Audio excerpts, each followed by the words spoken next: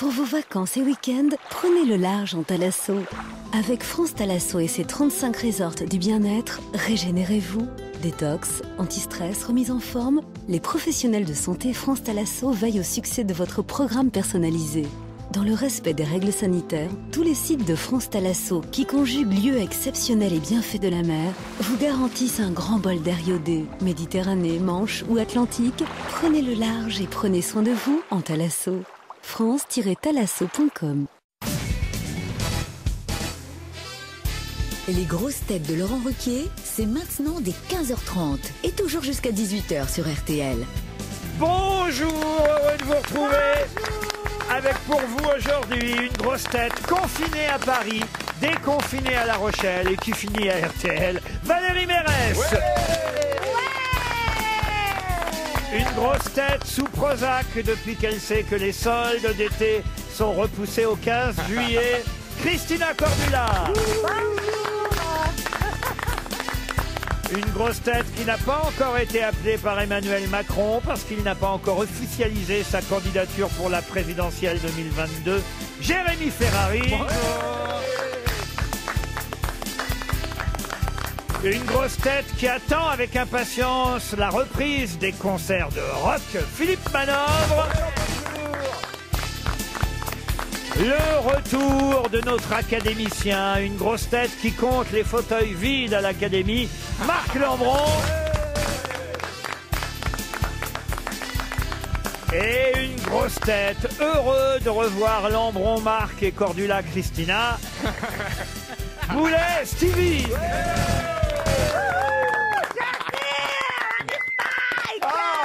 C'est vrai qu'on est content de revoir notre académicien qui était confiné chez lui. Raffiné en plus, d'une élégance. Ah oui. Les chaussures assorties à la veste, la petite chemise qui va bien. Je crois que j'ai dû distinguer un petit foulard quelque part, ou une pochette peut-être. Combien il y a eu de morts à l'académie alors? J'aimerais bien que Christina dise la même chose. Eh ben, il y a eu un mort. À part Jean-Loup Dabadi? À part Jean-Loup Dabadi. Aucun autre? Non. Pourtant, c'était un des plus jeunes, Jean-Loup Dabadi. Oui, mais c'est un des EHPAD les mieux protégés de France. Et puis, il y a beaucoup d'immortels quand même. Donc, il y a eu un petit incident sexuel, mais qui remonte à 2 ans. Donc, Giscard. Voilà, qui a la main verte. Il a la main verte et ça pousse.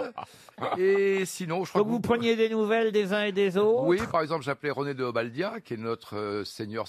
Il a 101 ans. Ah oui. Et alors, il me disait, vous savez, chez moi, c'est grand. Donc, je peux faire du patin à roulettes et de la corde à sauter. Alors, je dis, c'est un très bon exercice pour les centenaires. Ah, donc on devient vraiment gaga à la fin, alors. On fait du sport. En chambre. Est-ce que c'est comme au Vatican? Ça veut dire, est-ce qu'il y a des clans? Est-ce qu'il y a... Je sais pas, il faudrait qu'il y ait des gens lucides déjà pour qu'on les compose. Oui, il y a des clans. Ah bon, à ce point-là? Non, il y a des clans, il y a des épiers. Par exemple, je le dis, j'étais très ami avec Jean-Loup Dabadi. Et j'ai une chose qui me frappe beaucoup, c'est que le 9 février dernier, je suis allé dîner chez Véronique et Jean-Loup Dabadi, et il y avait là Pierre Bénichou et sa compagne. Et nous étions 6, donc je suis le dernier des 3 hommes, si vous voulez. Eh ben, tu peux taper les 2 gonzesses directes. Valérie, enfin. Mais ça c'est fait honteux. Valérie. Non, Remarquez, c'est vrai qu'il n'y a pas tant de femmes que ça à l'Académie française. Il y en a 6. 6 quand même. Et combien de fauteuils vides là? 6. 6 fauteuils vides. Autant qu'aujourd'hui aux grosses têtes. Ah bah non. Alors, écoutez, les fauteuils sont remplis, chérie.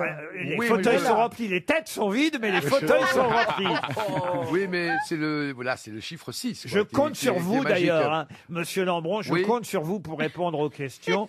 D'ailleurs, à cette première citation que j'ai évidemment sélectionnée pour vous faire plaisir, et pour Monique Chéniaud, qui habite Paris 9e, qui a dit « Il n'est pas déshonorant d'être académicien français, ce qui est déshonorant, c'est d'être candidat ».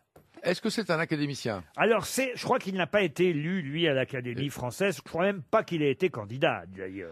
Et il est mort? Ah oui, ça, il est mort il y a un petit moment déjà. Il n'était pas immortel, là? Ah non. 1900? Très connu pour ses mots d'esprit. Il est mort en 1947. Un habitué des grosses têtes, auteur dramatique. C'est pas Sacha Guitry. Verbicruciste. Qu'est-ce que ça veut dire verbicrucis? Qui mange des crudités, Christina? En faisant des mots croisés. Ouais, les mots Ah, croisés. c'est des mots croisés, ça?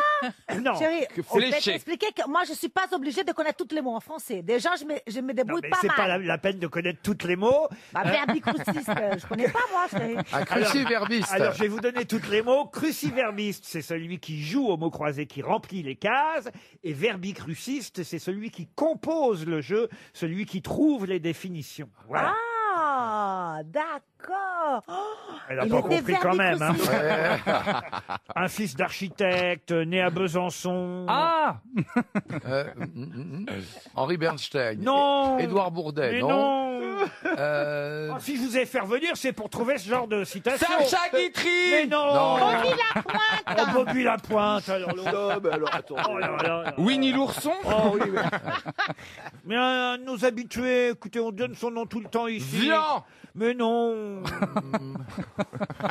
Tristan Bernard. Bonne réponse de Valérie Mérès. Oh, ma chérie. Eh ben heureusement qu'elle est là, la Valérie. Elle a sauvé le meuble. Ah, ça sert 40 ans de grosse tête. Hein. Elle a gagné son fauteuil. Faut dire que vous avez l'air particulièrement en forme, Valérie. Vous avez repris des couleurs. Ah mais oui, parce que voilà, j'ai eu un état post-traumatique dû à un breakdown Vous pouvez post-confinement. employer des mots que vous connaissez. Et alors, je suis allée 3 semaines chez moi. À La Elle a Rochelle. consulté un verbicruciste. Oh là là. Et je vais bien, quoi. Parce oui. que j'ai vu le soleil, j'ai vu la mer, j'ai fait du vélo. Bref, vous avez repris l'air Ah, voilà, et repris vous avez des vu, couleurs. j'ai pris des couleurs sur Vous les êtes avant-bras. magnifique, comme dirait quelqu'un que je connaissais de son vivant. Alors, pour Fabrice Danjon, voici la citation suivante, qui est d'actualité, parce que ça y est, on peut refaire des barbecues. Qui a dit: le barbecue, en gros, c'est un appareil qui te permet de manger des saucisses pratiquement crues, mais avec les doigts bien cuits. Pierre Dac. Pierre Dac, non. Légaré. Non, c'est Francis Jean-Yann. non, c'est encore pour Valérie Mérès, ça, d'ailleurs. Ah, Coluche, Et c'est bien Coluche, sûr. un doublé de Valérie Mérès. Bravo, Valérie. Ah, une belle citation, là encore, surtout avec tout ce qu'on vit en ce moment, pour Valentin Longchamp, qui habite dans les Côtes-d'Armor, qui a dit: une vie ne vaut rien, mais rien ne vaut une vie. Est-ce que c'est français c'est Malraux Et c'est Malraux. Oh. Bonne réponse de Marc Lambron, qui fait enfin son vrai retour. On se réveillait. Ah, il était temps quand On même. m'a donné de l'eau à boire, ça me Et tonifie. puisqu'on est avec des écrivains, en voici un autre pour Jean-Michel Veillère, qui habite Gourdon, qui a dit: je me suis rarement perdu de vue. Je me suis beaucoup aimé, je me suis beaucoup détesté. Enfin, nous avons vieilli ensemble. Alain Delon. Oh non. Oh, c'est quelqu'un. Un Français Ah oui, un Français, écrivain, poète, philosophe. Il est mort? Mort en 1945. Je me suis rarement perdu de vue. Paul Valéry. Et c'est Paul Valéry. Bonne réponse encore de Marc Lambron. Allez, une dernière citation pour l'académicien et pour Florent Marcoux, qui habite Biganos en Gironde, qui a dit: un écrivain ne tire aucun bénéfice de connaître d'autres langues que la sienne. Laissons ça aux portiers d'hôtel. Les langues étrangères, ça n'a jamais servi qu'à dire les mêmes conneries de 2 ou 3 façons différentes. Il est français. Alors, il était plus que français, il était très patriote, voire Bah, ça se voit par sa citation. hein. voire même nationaliste, Maurras. voyez-vous. Ah, Maurras, Charles. Pas... Oh non, ça y est, faut se moquer de moi. Maurras Charles. Maurice Barrès. Maurice Barrès. Bonne réponse de Marc Lambron.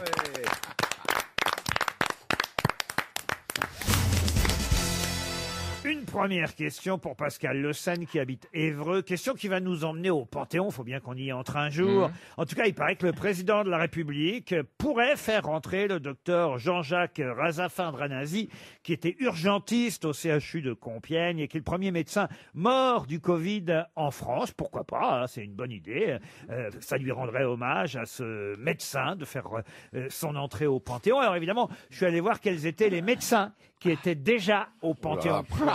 Alors, autant vous dire, ils sont pas très très connus. S'il y a peut-être Marcelin Berthelot, dont vous connaissiez l'existence, parce qu'il est entré avec sa femme, Sophie Berthelot, et on n'a pas voulu les séparer. Elle n'était pas médecin, mais bon, comme elle était la femme du médecin et qu'elle est morte juste avant lui, on a fait rentrer les deux d'un coup. Mais il y en a un autre de médecin qui, lui, est très très connu. Vous connaissez tous son nom, il est au Panthéon. Lequel? Il y a Pasteur. Est-ce qu'on peut dire qu'il est médecin? Un médecin masculin ou Pasteur, féminin? vous croyez qu'il est au Panthéon? Je crois que Pasteur, je crois pas. Non. Ah bon, il n'est Alors, pas au Panthéon? Mais c'est masculin ou féminin? En tout cas, je ne l'ai pas dans ma liste. On va vérifier, mais je crois On pas. verra. Si jamais vous m'avez mis Pasteur et qu'il n'est pas au Panthéon, Lambron, attention à vous. Est-ce que le médecin de Napoléon, Larrey, serait au Panthéon? L'arrêt, non. L-A-2-R-E-Y. Faut que le Panthéon soit très serré pour qu'on voit l'arrêt. Du bus? Qu'est-ce qu'elle dit, elle? L'arrêt du bus? Pour pas dire autre chose. Est-ce que c'est 19e siècle? Alors là, c'est quelqu'un qui, effectivement, est du 19e. Il est mort en 1852. Vous voyez. Est-ce qu'on a fait un film sur sa vie ou des... Un film, non, je crois pas. Non, non, non. C'est pas allé jusque-là, voyez-vous. Mais il est connu C'est un pour quoi? médecin qui a tué?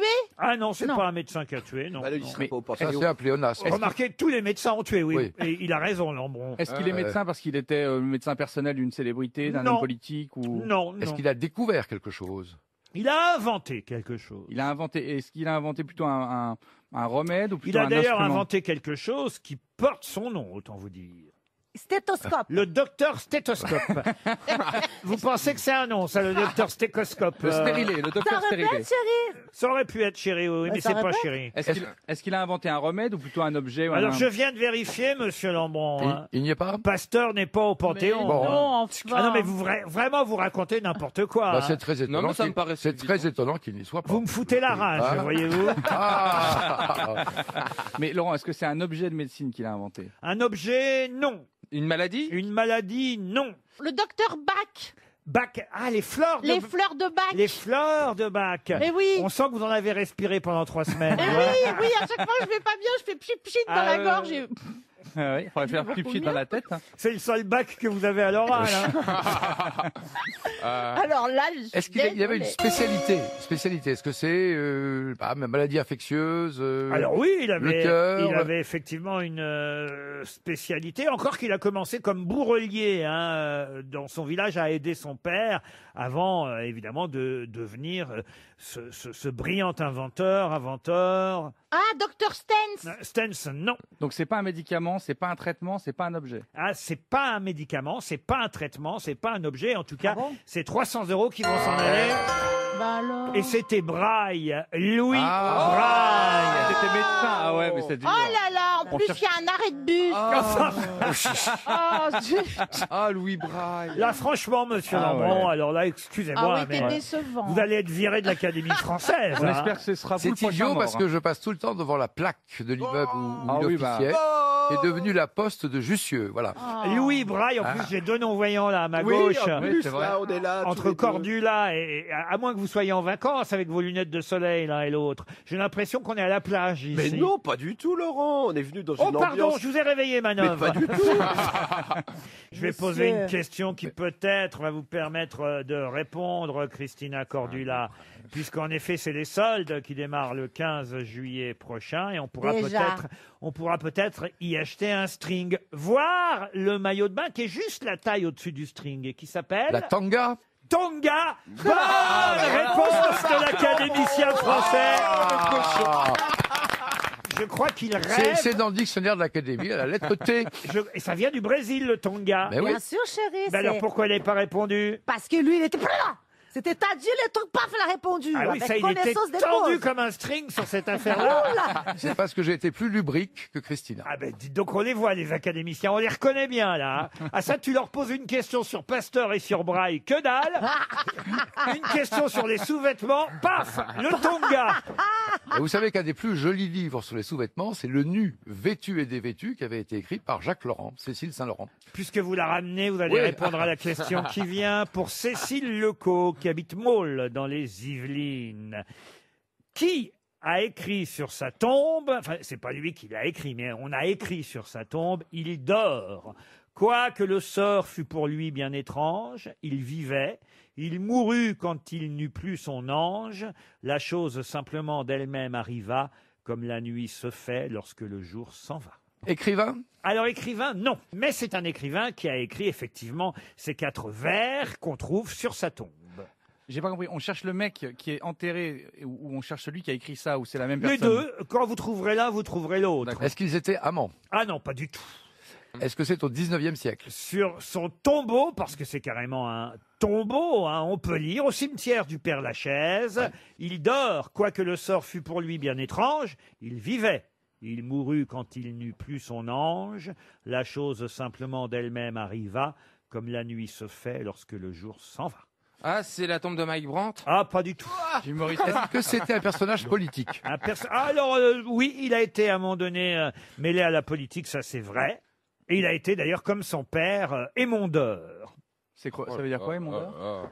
C'est quelqu'un qui monte dans les arbres et qui... Coupe les branches. Voilà, là, aujourd'hui, Ah, il y a des mots difficiles. Hein. Émondeur, verbatim. Ouais, tout ça pour des métiers qui n'ont pas... Cruciverbiste. Mais il est très connu. Tonga. Tanga. C'est pas tonga. Oh, c'est pas mon gars de toute façon. Tanga. Je suis d'accord. T-A-N, Tanga. T-A-N, tanga. Oui. Bon, dites, vous pouvez le retrouver là, mon... Votre élagueur. Oui, exactement. Enfin, c'était ses débuts, ça. Hein. Après, je vous dis, il a même été maire. Maire d'une grande ville? Ah, mais non, pas d'une grande Mais il était- ville. Est-ce qu'il était connu pour ses engagements? Ah oui, ça c'est sûr, c'est un homme qui aimait la justice en tout cas. Ah oui, alors il a été ministre de l'Intérieur. Ah, et pas du tout. Non, et... Il dort, quoique le sort fût pour lui bien étrange, il vivait, il mourut quand il n'eut plus son ange, la chose simplement d'elle-même arriva, comme la nuit se fait lorsque le jour s'en va. Mais l'ange, c'est une femme qu'il aimait, qu'il avait perdue. Est-ce qu'il faut comprendre ça? Alors, ça on peut dire, oui, Ouais. effectivement, Mais bravo. on connaît l'ange, elle aussi? Ah oui, on connaît l'ange aussi, oui. Quoi, son ange? C'est qui son ange? C'est ça le problème. Essayez de trouver l'auteur des 4 vers, ça vous aidera peut-être. C'est pas Alors, est-ce que Victor l'auteur des Hugo 4 vers est encore... Pardon? C'est Victor Hugo. qui a Bravo écrit les Valérie. vers. Heureusement qu'elle est là, Valérie Ah bah Mérès. oui. Ah, C'est donc, Victor Hugo à propos de Quasimodo? Chateaubriand? Quasimodo, non. Esmeralda? Non. Ah, Jean Valjean. Bonne réponse de Valérie Mérès. Ah oui! C'est le truc pour les riches, là, prendre aux riches. Il fallait comprendre que c'est un personnage de fiction. Oui, alors. il faut poser la question, Voilà. Lambron. Ouais, vous avez raison, Ruquier. Mais, Il est rouillé, notre Mais Lambron. bien sûr. T'es un peu rouillé, Donc là, ça correspond non à quoi, ça, alors? C'est ce que Victor Hugo écrit à la fin des Misérables sur la tombe de Jean Valjean. Quand Jean Valjean meurt, il écrit les 4 vers qui feront l'épitaphe de Jean Valjean. Et on parle en ce moment, c'est Vincent Lindon qui a eu cette idée d'une taxe Jean Valjean. Voilà pourquoi le nom revient. Ah, vous n'étiez pas au courant? Pas du tout. Eh ben, vous ferez partie des taxés. Faut dire que je suis entouré de misérables aujourd'hui. RTL, 6 grosses têtes, 5 fake news. Ben, Jocelyn, lui, il est resté à La Rochelle. Bonjour Jocelyn. Bonjour Laurent, vous J'espère- allez bien? Bonjour les grosses têtes. Très bien. J'espère que vous allez être aussi en forme que Valérie Mérès, parce qu'elle est très en forme. Valérie, aujourd'hui, c'est elle qui sauve des chèques RTL. Bon, J'ai entendu ça. Vous, c'est pas un chèque qui vous attend, mais c'est un bon week-end en Thalasso pour 3 nuits en demi-pension à Antibes. Vous connaissez Antibes? C'est magnifique. Ah, ça vous changera de mer. Vous quitterez les Charentes-Maritimes, ou plutôt la Charente-Maritime, pardon, c'est comme ça qu'on doit dire maintenant, pour la Méditerranée. Et vous serez dans un lieu magnifique avec les bienfaits de l'eau de mer, chez France Thalasso. Il y en a un peu partout en France, hein, des Thalasso-thérapies France Thalasso. Mais vous, ce sera à Antibes. Allez voir sur france-thalasso.com. Jocelyn, pour ça, c'est ce qu'il faut faire. Il faut trouver la fake news qui est vraie. Exactement. Des fake news, ça vous allez en trouver. Il y en a 5. Une seule véritable information. Faites quoi dans la vie, Jocelyn? Je suis commercial dans le transport. Commercial dans le transport. Écoutez bien mes grosses têtes. Nous commençons par Jérémy Ferrari. Manifestation contre les violences policières à Paris. Il y avait 50 personnes selon Christophe Castaner, 4 millions selon Camélia Jordanien. Stevie Boulet. Port du masque obligatoire dans les restaurants. Un homme est mort étouffé en mangeant une saucisse sans retirer son masque. Valérie Mérès. C'est officiel. La date des soldes a été fixée au 15 juillet. Sur les Champs-Élysées, on pourra commencer à faire la queue la veille, à condition d'être habillé en militaire. Christina Cordula. En Grande-Bretagne, les compétitions sportives ont repris. Ça a commencé lundi avec 4000 pigeons qui ont été lâchés pour une course de 140 km. J'ai compris 4000 pigeons. 4000 4000 pigeons. 4000. Pas 4000. Mais j'ai dit 4000 pigeons. Non, tu le dis très mal. Pas 4 demi-pigeons. Écoute, hein, Elle est vous êtes brésilienne. vraiment chiant. Mais alors, et Laurent, il Ah non, on est s'embête moins à chiant. écrire des gags. On est moins chiant que les pigeons. Hein. Ah oui. Est-ce que vous voulez que je refasse la phrase? Non, surtout pas. Ça ira. Philippe C'est bon, Manœuvre. Christina, merci. La chanson de Johnny Hallyday, Noir c'est noir, il n'y a plus d'espoir, ho ho, est devenue l'hymne officiel des manifestants aux États-Unis. Eh bien, figure-toi que l'avocat de Laetitia Hallyday aurait écrit à la famille de George Floyd pour qu'il paye les droits. Marc Lambron pour terminer. Hier, les Parisiens ont pu se retrouver en terrasse des bars et restaurants avec 1 mètre entre chaque table.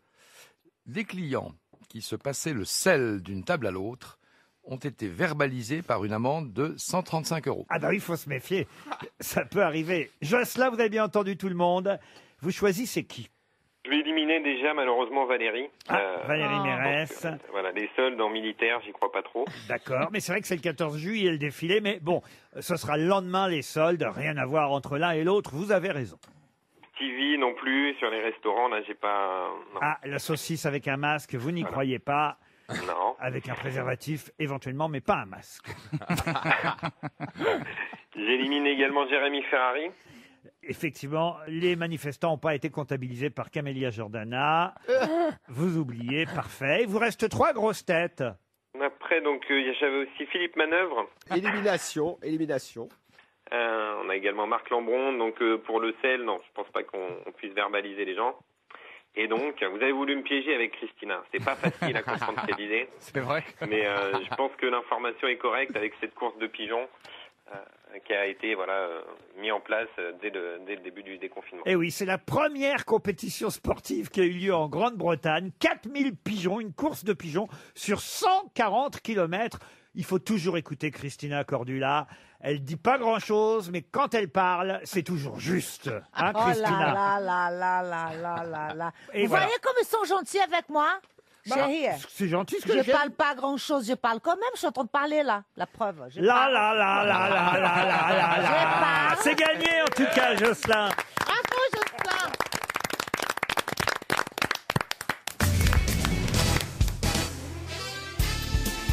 Désormais, les grosses têtes de Laurent Ruquier, c'est de 15h30 à 18h sur RTL.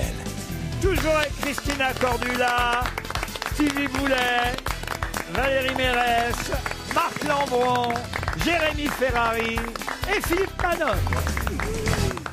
Pendant que Christina Cordula s'inquiète de savoir si sa tige a été désinfectée. Oui, tout est désinfecté ici. Elle est même arrivée, elle nous a aspergé d'un spray. Qu'est-ce que c'est que votre... Bah, c'est un spray alcool. Ah oui, Donc j'ai sprayé ma table, j'ai sprayé tout. Sauf que je n'ai pas sprayé le micro. Je sais que là, ici, la boule du micro, chacun a son petit tissu qu'on change. Mais vous êtes Mais après, la paranoïaque et tige. hypochondriaque à ce point Mais tu vas pas mettre le pied de micro dans ta bouche, de toute façon. On n'a pas eu de mort dans la station, vous savez. Bah, tant mieux, chérie. Ça veut dire que tout est bien désinfecté. Mais quand même, vous allez continuer comme ça toute l'année à désinfecter partout où Non, vous passez. chérie, jusqu'à que ça se calme. Ah oui. On n'est pas vert, on est orange encore. Et il faut pas penser parce qu'on sort dans la rue qu'il faut commencer. Ouhou, c'est la fête. Hein. Ah oui. Les gens ne mettent pas de masque, même si le gouvernement dit que... C'est Monsieur Bolsonaro qui vous a donné ses conseils. Chérie, C'est alors sûr que les Brésiliens, ils sont bien Bolsonaro, mon placés. Dieu, quelle horreur. Bien placé pour donner des conseils, les Brésiliens. Mais chérie, il faut pas me confondre avec Bolsonaro. Hein. Ah, ça c'est Déjà, sûr. Bah, on aimerait bien, mais je suis l'accent pas quand pour même. du tout. Mais alors là, du tout. Tu as une belle marinière et des belles créoles aujourd'hui. Bah oui, chérie, merci. Bon, vous, quand vous aurez fini de Ouais. draguer, vous, Mais vous trouverez les c'est réponses ce aux questions, tanga. Lambron. Mais je n'ai pas vu la tanga. Lambron, il pense qu'au string. À Maurice Barrès, quand même. Non, écoutez, Et à Malraux. Ah, c'est bien un académicien. Hein j'ai honte hein, quand même. Hein. Moi, mon string, je l'ai transformé en masque. Eh ben, tant mieux. Ah. Vous devriez vous féliciter d'avoir un académicien encore vert. Oui, bah écoutez, on va Ils ne le voir. sont pas tous. On va voir avec la question suivante. Pour Hyacinthe Benoît, qui habite Neuilly-sur-Seine. Tiens, bah voilà, on pourra lui apporter le chèque directement. L'un s'appelait Charles, l'autre Gilbert. Mais on connaît mieux leur nom que leur prénom. De qui s'agit-il? Ce sont des frères. Pardon? Les Goncourt. Les Goncourt, non. Comment s'appelaient les Goncourt, Maître Lambron? Jules et Edmond. Alors, vous voyez, c'est pas Charles et Gilbert. C'est des frères? Non, ils n'étaient pas frères. Est-ce que c'est des personnages de fiction ou des êtres réels? Ce sont des personnages des gens qui ont réellement existé. Et ils ont le même nom, du coup? Ah non, ils n'ont pas le même nom. Ah, on cherche deux noms. Ils Alors. ont associé leurs deux noms pour créer quelque chose. Dolce Gabbana? Non, pas Dolce Gabbana. Charles Dolce et Gilbert Gabbana. Gilbert Gabbana, ça En sonne quelle super année bien. vous alliez dire l'année? Ah, j'allais dire l'année. Oui, ça m'intéresse. Vous êtes maline, vous, Valérie Mérès. Ils ont créé le Club Med. Black et Decker. Ah, le Club Med, Mais non. attends l'année, on te dit, Philippe. Et puis Club Med, c'est-à-dire qu'il y en a un qui s'appelle Club et l'autre Med. Ah ben oui, voilà. Gilbert Med et Charles Club. Écoutez, Ferrari, il est malin, lui, au moins. Évidemment, ce qu'ils ont créé porte leur nom. Et donc, comme il n'y a pas leur prénom, ma question, évidemment, est plus difficile parce que je ne vous donne que les prénoms Charles et Gilbert. Et vous connaissez dans le meilleur des cas, vous connaissez leur nom parce qu'ils ont créé quelque chose en 1917 qui porte leur nom. D'accord, donc c'est des vêtements? Des vêtements, non. Est-ce que c'est des livres? Oui, bravo. C'est la librairie à Saint-Germain. Je sens que je vais donner un chèque. Est-ce que c'est une maison d'édition? Non, ce n'est pas une maison d'édition. Bah, c'est une librairie. C'est une librairie, oui, bravo. Pour les jeunes, là, à Saint-Germain, Ah, mais oui, Saint-Michel. Boulimier, la librairie Boulimier. Expliquez, allez-y. Eh ben, la librairie Boulimier, c'était la C'est grande pas librairie de la Boulimier, bande c'est dessinée au coin du boulevard C'est Saint-Michel et du Bouligné. boulevard Saint-Germain, Boulimier. Ouais. Et c'est là où il y avait, et ils vont fermer. Ça va être la grande, c'est terrible parce que c'était un endroit magnifique pour trouver des bandes dessinées. Ils étaient en plus, c'était des garçons. Et alors, ce qui- serait Charles ou Gilbert Boulinier? Charles Boulinier et Gilbert quelque chose. Qu'est-ce que tu regardes sur ta feuille? Et Joseph Gilbert. Mais pas du tout. Ça n'a rien à voir. Oh merde, c'est vrai qu'il a levé les mains. Je commence à vous connaître, hein, monsieur. En revanche, ça a un Rouquier. rapport avec une librairie. Ah bah oui, ça je vous ai dit oui. À Paris? À Paris, non. En France? En France, non. À New York. Oui, Smith. C'est à New York. À New York. C'est Barnes Nobles. Barnes and Nobles. Bonne réponse de Philippe Manœuvre. Incroyablement, la librairie qui a été attaquée par les manifestants dans New York la Exact. nuit dernière. À Voilà. Manhattan, Barnes and Noble, B&N, le plus gros libraire des États-Unis. C'est une chaîne, il y en a un peu partout, mais c'est vrai que la maison mère est à New York. C'est une chaîne de magasins. On y achète aussi d'ailleurs des journaux, des magazines, des DVD, des jeux vidéo maintenant chez Barnes Nobles. Et c'était donc Charles Barnes et Gilbert Clifford Noble qui ont créé en 1917 à New York cette librairie dans laquelle on ne vendra plus vos livres Marc Lambron. Ah, il fallait dire Charles and Gilbert. Oh, ça y est. Alors là, on aurait compris. On aurait eu l'indice. Désolé. Les Charles et Gilbert. Ben oui, On a mais cru que c'est c'était un roman.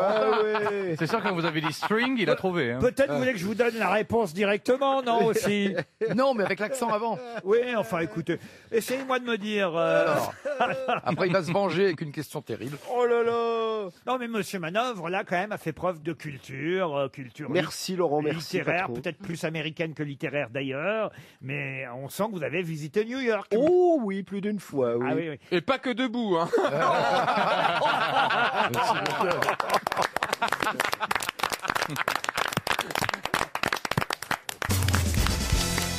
Une question cinématographique pour Valérie Mérès et pour Sylvie de Chartres qui habite Palavas-les-Flots. Pourrez-vous retrouver le nom de cette actrice qui jouait son propre rôle dans sa dernière apparition à l'écran? Le film s'appelait 747 en péril en 1974. Une actrice qui nous a quittés en 1983. Gloria Swanson. Gloria Swanson. Bonne réponse de Philippe Manœuvre. Yes, yes. Vous pouvez expliquer à Stevie qui était Gloria Swanson? C'était une très grande actrice, qui remontait au muet quand même. Hein. Elle Exactement. avait commencé à travailler à l'époque du muet. Du Elle cinéma a muet. démarré dans le muet, et évidemment le film culte qui a fait sa gloire du temps du cinéma parlant, c'est Sunset Boulevard. Sunset Boulevard, boulevard du crépuscule si vous préférez. C'est un film de Billy Wilder que vous pourrez d'ailleurs voir très prochainement à nouveau sur les chaînes du câble. Boulevard du crépuscule avec Gloria Swanson et Magnifique film. et aussi Eric von Stroheim. Oui, ce qui est assez poignant dans le film, c'est qu'il y a des personnages qui jouent leur propre personnage. Exactement. C'est-à-dire Cécile que B2000, par exemple. Cécile B2000, dans le rôle de Cécile B2000, Eric von Stroheim qui joue le majordome, et je crois qu'il y en a encore un autre d'ailleurs. Mais lui, pour le coup, il joue pas à son propre rôle, Eric von Stroheim. Non, il joue le majordome amant. Je vous emmène à Chartres maintenant pour changer un peu. On peut pas être à Hollywood tout le temps. Qu'est-ce que vous voulez? Et à Chartres, ce sera une question pour Françoise Gaillard. Il y a une belle cathédrale en même temps. bah oui, il y a que ça. Il y a quelqu'un qui va avoir normalement 3 ans pour la visiter, la cathédrale, qui vient d'arriver à Chartres. Tout le monde en parle là-bas. Qui vient d'arriver à Chartres pour 3 ans? Un préfet? Un préfet? Non. Un politique? Un politique? Non. Un acteur? Chartres, capitale de la lumière C'est pour faire un film. et du parfum. Pour faire un film? Une Non. exposition? Ah, Pour une faire exposition, non plus. 3 ans. Bah, des travaux, alors quelque chose qui construit. Des travaux, non. Je vous rappelle que c'est dans l'Eure-et-Loire, Chartres. Oh bah on connaît, c'est Parce que entre c'est Le Ah bah Mans et on connaît, vous n'avez pas l'air. C'est un Bah spé- si, c'est entre Paris et Le Mans, je passe par Chartres, j'ai pas le choix. Ah oui, bah. c'est un Mais moi, spécial- je m'arrête jamais à Chartres parce que bah y a rien. à Mais Chartres, si, après, il y a la Il y a la Bah, je la vois cathédrale de l'autre Pourquoi tu magnifique. parles, Stevie? Je la vois de l'autoroute. Mais toi qui adores aller à la messe, va voir une messe à Chartres, ça va changer ta vie. Ah, j'aimerais. Est-ce qu'il a été nommé pour une mission Ah, particulière? est-ce que ça peut être un homme d'église? C'est pas un homme d'église, non. Est-ce qu'il doit Mais rénover attendez, quelque c'est dans la chose? fiction ou dans la réalité, Ah oui, c'est Laurent? Ah, c'est dans la réalité. Bonne question. Ah non, là, contrairement à Stevie, lui, il vient de descendre du train à Chartres, vous voyez. Et Ok. Ah, y a pas de TGV à Chartres, c'est pour ça que c'est chiant d'aller à Chartres. j'ai pas dit un TGV, j'ai dit un train. Vous Oui, voyez. un train TER, c'est Il y a possible. quand même bien un train qui emmène à Chartres. Ah oui, il y a le train qui passe à Chartres, ça c'est une certitude. J'ai pas dit chatte, j'ai dit Chartres, vous voyez. Ah bah oui. Faites pas une fixette, Stevie. non, jamais sur la chatte. Bah, c'est pour ça que t'aimes pas Chartres. Ça ressemble. Est-ce qu'il a été nommé ou est-ce qu'il a choisi d'y aller? Ah non, il a été choisi, lui, c'est lui qui a été choisi, oui. Et il a 56 ans. Il a Bah, c'est pour le foot alors. Ah, C'est un ancien entraîneur, c'est l'ancien entraîneur d'une équipe. il vient entraîner Chartres, oui. Oui. Voilà. Et ben voilà, bah bonne réponse. Bah non, je voudrais son nom. Oh là, vous en demandez beaucoup. hein. Est-il français? Ah bah oui, c'est un joueur, un ancien joueur français devenu entraîneur qui vient entraîner Chartres. Ah, Lizarazu. Comment vous dites? Lizarazu. On va pas laisser Lizarazu à Chartres. non. On le garde à RTL, Lizarazu. Domenech. Domenech à Chartres. Le bœuf, Franck. Pardon. Le bœuf. Suivez le bof jusqu'à Chartres. Ça doit pas être le meilleur, en tout cas. Non. On se retrouve à Chartres. C'est un de l'équipe de France alors? Ah, il a été en équipe de France à une époque, ça c'est sûr. Il a gagné la Coupe du Monde? Ah non, il n'a pas gagné la Coupe du Monde. Ah non. Ah, bah, alors, Ah, je le il connais était pas. avec, il était sous Jacquet. Platini. Ah, Platini, non, c'est après Platini. Donc mais Jacquet, Et c'était. c'est avant Jacquet. Papin. Jean-Pierre Papin. Oh. Bonne réponse de Christina Cordula. Alors là, Oh là là. C'est le seul qu'elle peut prononcer. Mais c'est fou, ça. Ah oui. d'où ça vous sort ça? Comment vous connaissez Papin, vous? Thierry, je connais le foot. Hein. Ouais, Ah, Mais je t'as pas besoin de le désinfecte maintenant. désinfecter. Pourquoi vous vous redésinfectez après une bonne Parce réponse? que j'ai touché un endroit que j'avais pas désinfecté. Ah, Complètement sonné. hein. lequel? On va prendre une douche, hein. Elle a touché sa Chartres. Quelle horreur. La Chartres, la voisine. Bah bon, c'était bon, papa. Papin, chérie, magnifique réponse. Mais comment vous connaissez Jean-Pierre Papin? Chérie, je me connais au foot, excuse-moi. Je Vous suis vous connaissez au brésilienne. foot? Mais si ça se trouve, c'était juste un Bah cri. attends, un peu quand même. Je suis pas une profonde connaissance comme vous, les grosses têtes. Ils connaissent tout par cœur. Je suis pas Mais une moi, profonde en connaissance. foot, j'ai une culture foot, tu vois. J'ai Ah bah oui, allé depuis Papin. petite au Maracana. J'aime bien les matchs de foot. J'aime bien regarder le foot. J'aimais bien. JPP, en tout cas, Non, mais c'est effectivement. insensé, Papin à Chartres. Ah bah oui, mais c'est un... Êtes-vous sûr? Ah bah oui, ça... Moi, j'ai mis un doute. Autant que Pastor est au Panthéon. RTL. Mais qu'est-ce que vous nous chantez là? Monica est au téléphone. Oh, c'est un joli prénom, Monica, ça fait rêver, c'est exotique. Levinsky. Ah oui, bon, elle habite la Motte en Bauge, ça déjà. Ah ouais, c'est moins exotique. C'est pas à Chartres alors. Monica de la Motte en Bauge, c'est joli aussi, notez bien. Qu'est-ce que vous faites dans la vie, Monica? Bonjour. Bonjour Laurent, bonjour les grosses têtes. Bonjour. Eh ben, je suis assistante de direction pour une enseigne de magasin de produits bio. Ah, très Ah, bien. Comment s'appelle cette chaîne de magasins bio? Biocop. Biocop. Ah, très bien. Et il y en a en Savoie. Vous êtes en Savoie, Monica, c'est bien Oui, ça? exactement. Eh ben, écoutez, Savoie, elle va nous la faire entendre, Monica, puisque vous allez chanter, n'est-ce pas? Est-ce que vous aimez chanter? Vous êtes une chanteuse habituelle, amatrice? Oh, j'aime bien chanter, mais sous la douche. Ah, sous la douche. Bon, bah écoutez, Ok. faites couler l'eau. On a l'image?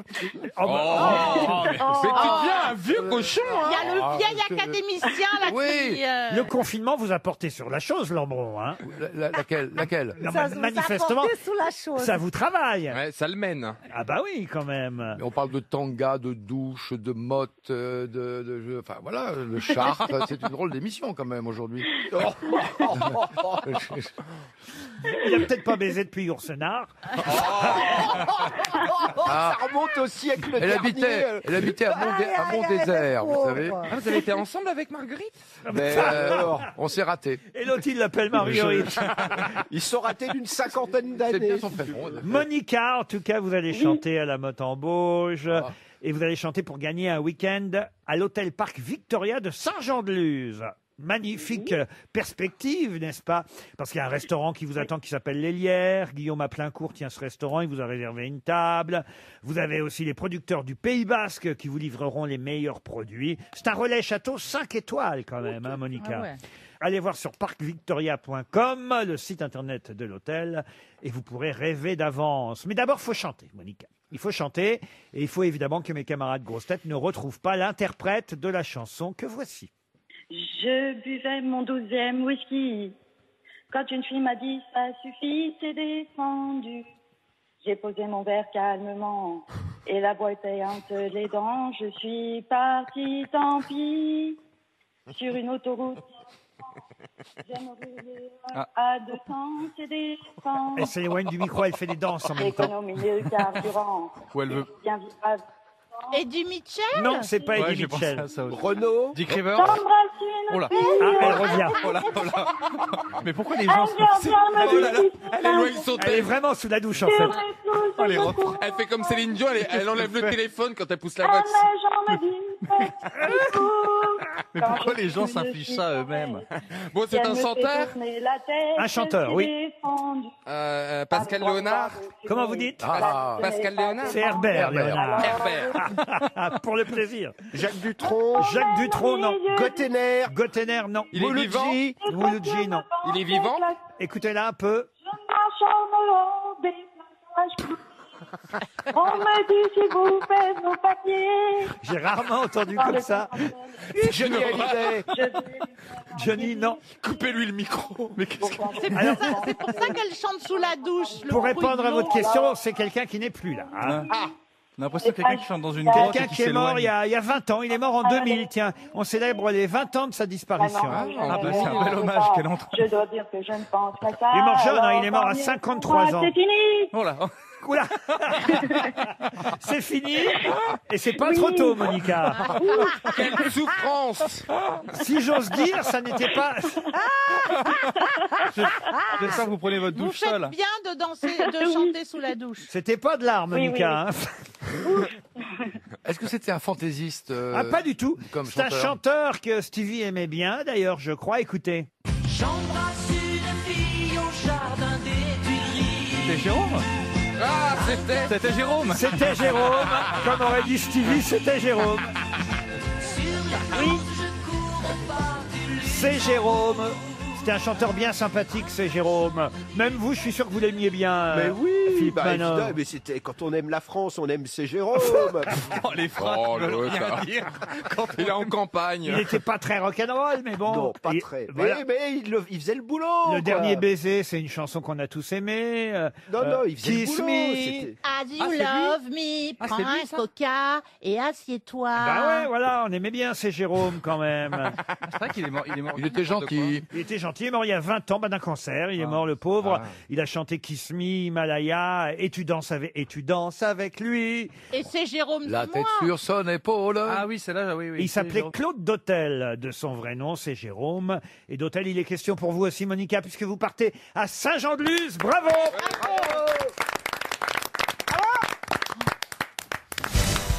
Maintenant, j'ai 3 questions qui, normalement, devraient voir s'affronter d'un côté Philippe Manœuvre et de l'autre Marc Lambron. Mais Jérémy Ferrari, Christina Cordula, Stevie et Valérie Mérès, vous pouvez tenter de participer tout de même. Merci. Pourquoi je parle de Manœuvre et de Lambron?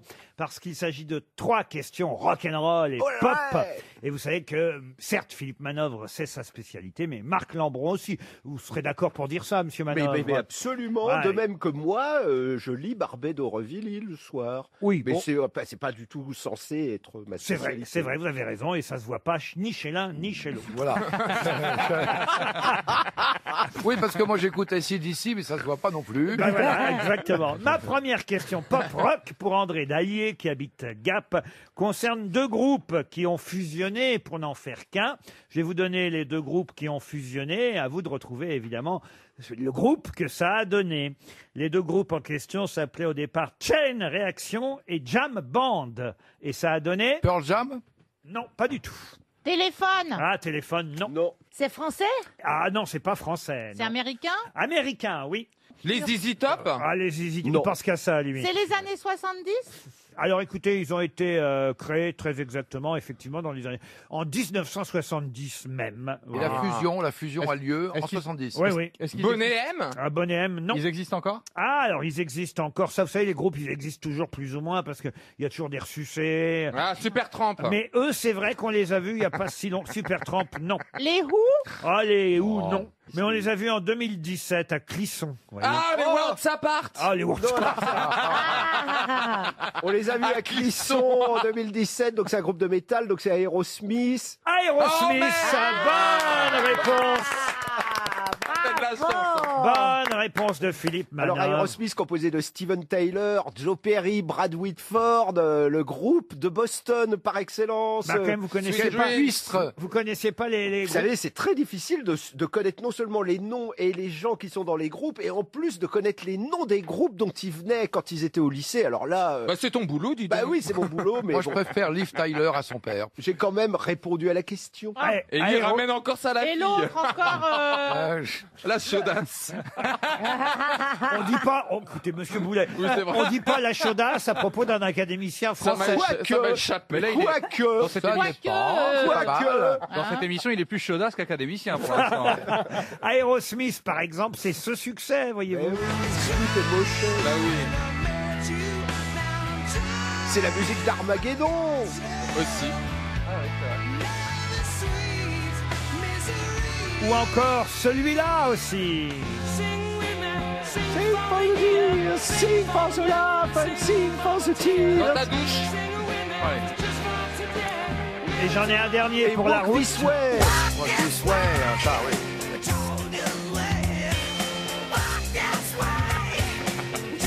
Alors la deuxième question rock et pop pour Lambron Manœuvre. Pour l'instant, c'est 1-0. hein. Manœuvre n'a aucun mérite. Il y aura- Ils ont fait 40 fois la couverture de Rock et Folk. Il y a 3 questions, c'est la deuxième, donc vous pouvez remonter, Lambron. Ah, alors. Pour Vincent Herbenoat, qui habite Urugne, dans les Pyrénées-Atlantiques, quel groupe a enlevé un A à son nom pour éviter qu'on les prenne pour des drogués?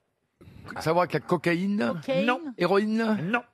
Quel groupe a enlevé un A à son nom pour éviter qu'on les prenne pour des drogués? Est-ce que c'est un groupe Cannabis. anglais, un groupe américain? Alors il s'agit là, cette fois, où je crois, d'un groupe britannique. Ah, les chiches. Pardon, Les chiches. pourquoi les chiches? Bah, chiches.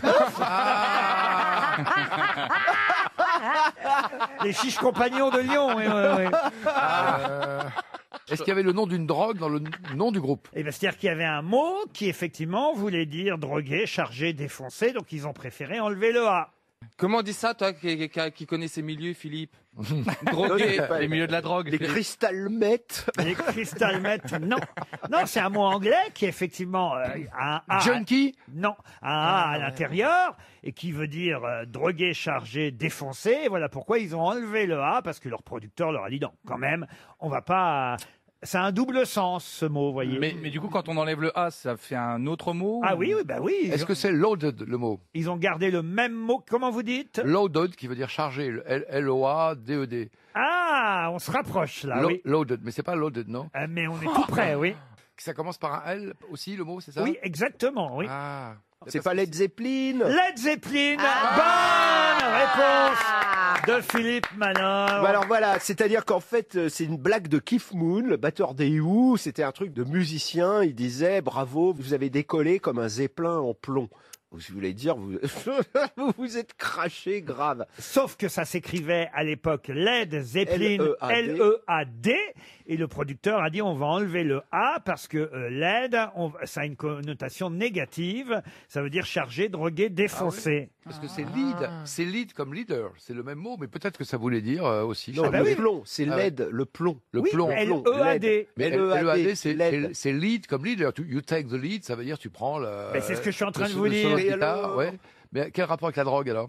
Quel rapport avec la drogue Oh en bah, lead? soyez bon perdant, mon J'ai vieux. rien Là, compris. on est à 2 J'ai à rien 0. compris. Vous allez Oh. pas remettre en cause les Oh. questions non plus. Oh, hein, l'autre, il voyez, fanfaronne. Oui, quel fanfaron. Tout ça pour trouver Aerosmith et Led Zeppelin. Eh ben oui. C'est une question de prononciation entre Led ou Lord, vous voyez. Ben c'est comme Charles and Gilbert tout à l'heure. Vous Bah, avez des cours d'anglais aux grosses réponses têtes. qu'il n'a pas su. Voilà.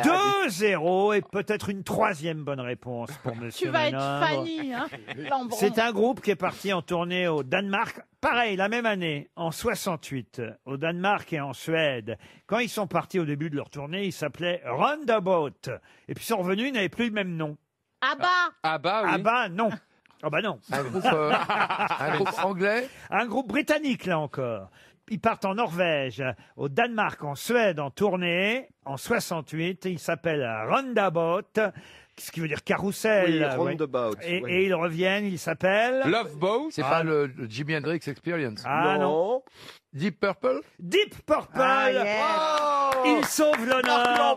Bravo. Deep Purple s'appelait Roundabout au départ, effectivement. Deep Purple. On a un morceau de Deep Purple. Oh oui, Smoke on the water.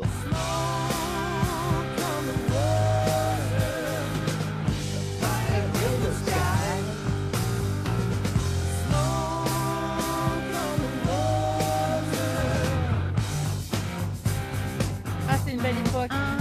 Ah, c'est une belle époque, hein, Valérie. Ah ouais, il n'y avait pas de Corona. Ah non, j'avais 5 ans. Il n'y avait pas PNL, il n'y avait pas le Corona. C'était une très belle Les époque. fans de Led Zeppelin sont en train d'envoyer des mails à la station en disant « Mais vous n'avez pas passé un morceau de Led Zeppelin, C'est donc vrai. le voici. Ah. All that glitters is gold, and she's buying the stairway. » Regardez-les, je fais revivre mes vieux.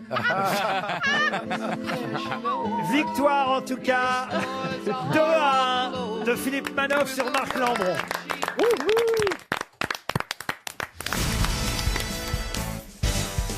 Une question pour Kevin Cognier, qui habite Carex dans le Finistère. Je voudrais vous parler d'un musicien, compositeur, chef d'orchestre, qui s'appelle André Prévine, qui s'appelait peut-être, je devrais dire, André Prévine. Il est mort. Hein. Il est mort il n'y a pas longtemps, il est mort il y a 1 an, hein, en 2019. Il avait eu 4 Oscars, André Prévine, pour des musiques de films, pour la musique de Gigi, de Porgy and Bess, d'Irma la Douce et de My Fair Lady. C'est pas mal, 4 Oscars, Oui. quand même. Mais pour quelle raison en reparle-t-on dans la presse aujourd'hui d'André Prévine? Parce qu'il était marié avec Maya Farrow et que la question Woody Allen fait qu'on reparle des enfants Prévine. Est-ce que c'est ça? Excellente Souligné. réponse Ouais, de là, Marc ouais, Lambron. là, bravo là, ouais. Et oui, Paul. parce que c'est vrai que moi, j'ignorais ces précisions qui sont rappelées par Woody Allen dans ses mémoires, mais moi, je pensais que, parce qu'on dit souvent, il a épousé sa belle-fille, Woody Allen. Or, ça n'est pas sa belle-fille. C'est la belle-fille, enfin, c'est la fille adoptive d'Andrew Prévine et de Mia Farrow. C'est pas Woody Allen qui avait adopté cette jeune fille avec Mia Farrow. bien Non, mais d'accord. souvent, on nous dit ça, quoi. Bien sûr, non, il les a trouvés dans le berceau, si j'ose dire, quand il est... Voilà. voilà. Alors, ça change peut-être pas grand-chose pour certains, mais ça a quand même son importance. oui. C'est pas la fille qu'il a Bah adoptée oui. avec Mia C'est Farrow. très important ce détail. Bah oui. Eh oui, oui. Ah oui. C'est pas sa fille. Bah oui, c'est pas Non, sa c'est fille. pas ta fille. C'est la fille de quelqu'un d'autre. C'est la fille de Mia Farrow, sa femme, sa ex-femme. C'est marrant, on Sa comprend. ex-femme. hein, On à comprend moins une l'époque, fois que t'as expliqué. Alors, il paraît qu'il se justifie beaucoup quand Pas très même, sympa, ça, guys. et qu'il assassine pas mal Mia Farrow dans ses mémoires, Woody Allen. Et d'ailleurs, le titre français, soit dit en passant, c'est une référence à un passage du livre où il dit, soit dit en passant, j'espère que ce n'est pas la raison pour laquelle vous avez acheté ce livre. Et ce sont les pages qui commencent où évidemment il va expliquer tout sur sa liaison avec celle qui fut effectivement la fille adoptive de Mia Farrow avant d'épouser Woody Allen. Bon, alors c'est pas tout le livre, il faut dire que le livre est très épais, il fait 540 pages publié chez Stock, mais on y retrouve quand même, il faut le dire, l'humour de Woody Allen, parce qu'il parle aussi évidemment de son enfance, de sa filmographie, de sa carrière. Il n'y a pas que ce passage sur sa vie privée et sur, on va dire, son auto-justification par rapport à Mia Farrow. D'ailleurs, il dit de façon très amusante, à un moment donné du livre, il dit « Plutôt que de ne jamais cesser de vivre dans le cœur et l'esprit du public, comme souvent les artistes rêvent de postérité, il dit « Plutôt que de ne jamais cesser de vivre dans le cœur et l'esprit du public, je préférerais continuer à vivre dans mon appartement. Ça, c'est du Woody Allen, vous voyez, tout pur jus, tout mignon, quoi. Bon, mais évidemment, le livre a quand même été, dans un premier temps, refusé par certains éditeurs, faut le rappeler. Oui, il y avait un grand éditeur américain qui l'avait signé, puis qui l'a désigné, si j'ose dire. Donc c'est sorti chez un petit éditeur. Et en France, il y a eu débat, mais finalement, je crois que c'est Stock qui avait le contrat initial et qui l'a gardé. Exactement. Et d'ailleurs, il rappelle des choses très amusantes. Il dit, je suis pas un très bon technicien, il se dévalorise beaucoup, mais ça, c'est une fausse modestie. Dans le livre, il dit, oui, je suis pas un grand réalisateur, je suis pas un grand metteur en scène. Je sais qu'il faut enlever le cache protégeant l'objectif avant de filmer, mais là s'arrêtent mes connaissances techniques. Bon, c'est du Woody Allen, quoi. Voilà. Bon, si tout le temps est comme ça, ça peut être amusant quand même. C'est gentil. Une autre question, et ça nous permettra d'oublier la littérature et de Woody Allen, pour André Florentini, qui habite Bellefontaine, en Martinique, Bellefontaine. Là, il s'agit de retrouver le nom de la première star mondiale de la gastronomie, à qui d'ailleurs tout un documentaire sera consacré sur Arte samedi soir prochain à 20h50, en prime time sur Arte. La naissance de la gastronomie moderne grâce à ce chef cuisinier, restaurateur, auteur culinaire français, inventeur même du concept de brigade de cuisine. Et les chefs, aujourd'hui encore en référence, sont guides de cuisine. De qui s'agit-il? Trois gros. Ah non, pas trois gros. Non. Parce qu'il y avait Après Trois Gros. Kurnonski, mais c'était plutôt un critique. Bocuse, non, Kurnonski, Il non. est après Trois Gros? Ah, avant Trois Gros. Là, on vous parle d'un temps... c'était en Que les moins de 200 ans ne peuvent connaître. Ah mais non, mais on est à la fin du 19e siècle et au début du 20e. Il est mort en 1935, ce chef cuisinier, restaurateur, qui a laissé son nom. Croyez-moi, on le connaît. Enfin, j'imagine qu'il y en a au moins une des grosses têtes ici qui connaît son nom. Quelle était sa région? Est-ce qu'on peut savoir? Il était né à Villeneuve-Loubet. D'ailleurs, je crois qu'il est enterré à Villeneuve-Loubet. Est-ce qu'il reste de lui un restaurant très connu? Alors, non seulement il a tenu des restaurants très connus, mais il a même eu une carrière internationale, puisque c'est lui qui a été le chef, par exemple, du palace londonien, le Savoy, voyez-vous. Ok, d'accord. Et il a travaillé aussi pour des chefs d'État ou des choses comme ça? C'est-à-dire que c'est lui qui a donné, par exemple, le nom de la pêche Melba, vous voyez. La cantatrice. Les crêpes Suzette, la volaille Jeannette, la bombe Nero, tout ça. Non, c'est un grand monsieur. Tout ça, on lui doit, vous voyez. La salade de génie, la coupe blanche d'Antigny, les noisettes d'agneau Cora Pirle, les fraises Sarah Bernard, la timbale Garibaldi, le suprême de poulet Georges Sand. Oh là là. Voyez? Il en a croisé des stars. Le chili con carne Cordula, tout ça c'est lui. Là, lui, on l'appelait le roi des cuisiniers, le cuisinier des rois. Vous voyez, c'est une jolie formule.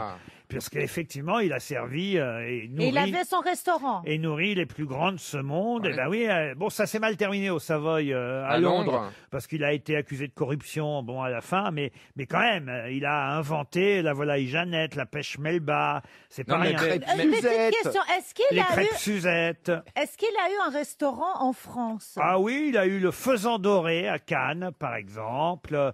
Et puis il a quand même travaillé au Carlton aussi, en Angleterre. Angleterre. Est-ce qu'il a écrit des livres de cuisine qui seraient restés? Son guide culinaire reste la cible des la Bible, pardon, des cuisiniers. Ah bon? Ah oui, oui, un siècle plus tard, voyez-vous. bon? Ah oui, oui. Marmiton.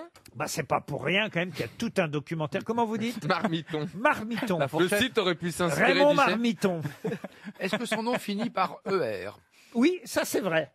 Et c'est lui qui a inventé un peu aussi l'hygiène en cuisine. Il a commencé à interdire qu'on fume, par exemple, en cuisine. Il a fixé aussi les menus à prix unique, vous voyez, pour 4 personnes. Et puis les produits qu'il faisait venir de France. Chartier?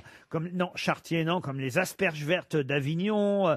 Et surtout, il évitait le gâchis parce que tout ce qu'il pouvait récupérer chaque matin des repas de la veille, il offrait ça aux petites sœurs des pauvres. C'est pas mal quand même. Oui, il faisait tout ce qu'il faut faire. C'est un bon catholique. mon cher. Chartier, non.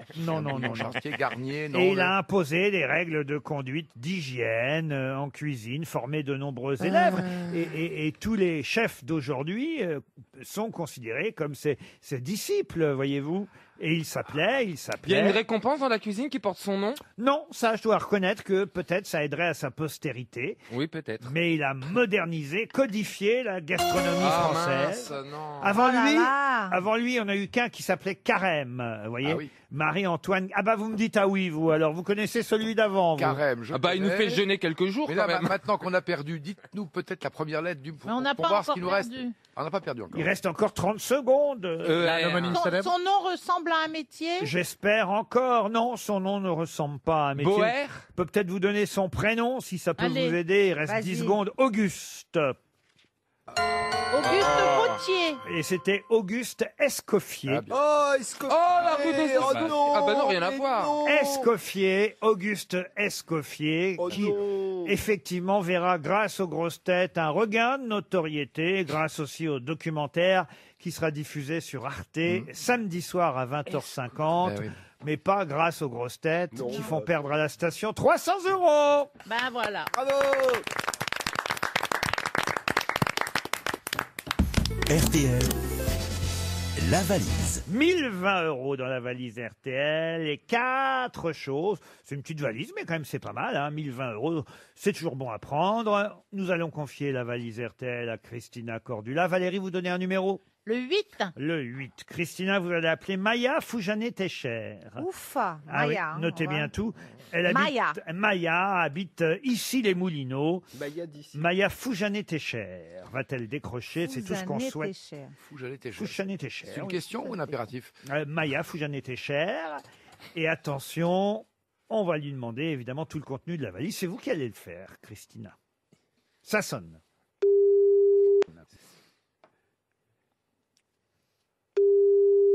Vous êtes prête, Christina? Oui, chérie. Eh bien, tout noté. M'appelez pas chérie devant tout le monde. Oui, monsieur. Qui est? Maya. N'est pas disponible pour le moment. Ah. Merci de laisser un message après le bip. Bon, on va laisser tomber Maya. Le 12. Et bah déjà, vous perdez pas de temps. Ah, dites donc. Ah oui, ça, Maya n'a même pas eu le temps d'avoir un message téléphonique. Alors, on va appeler Gilles Frendo. Monsieur Frendo habite Fos-sur-Mer. C'est dans les Bouches-du-Rhône, chère Christina, pas loin de Marseille. Fos-sur-Mer. Gilles Frendo, lui, c'est sûr, va être chez lui. C'est parti.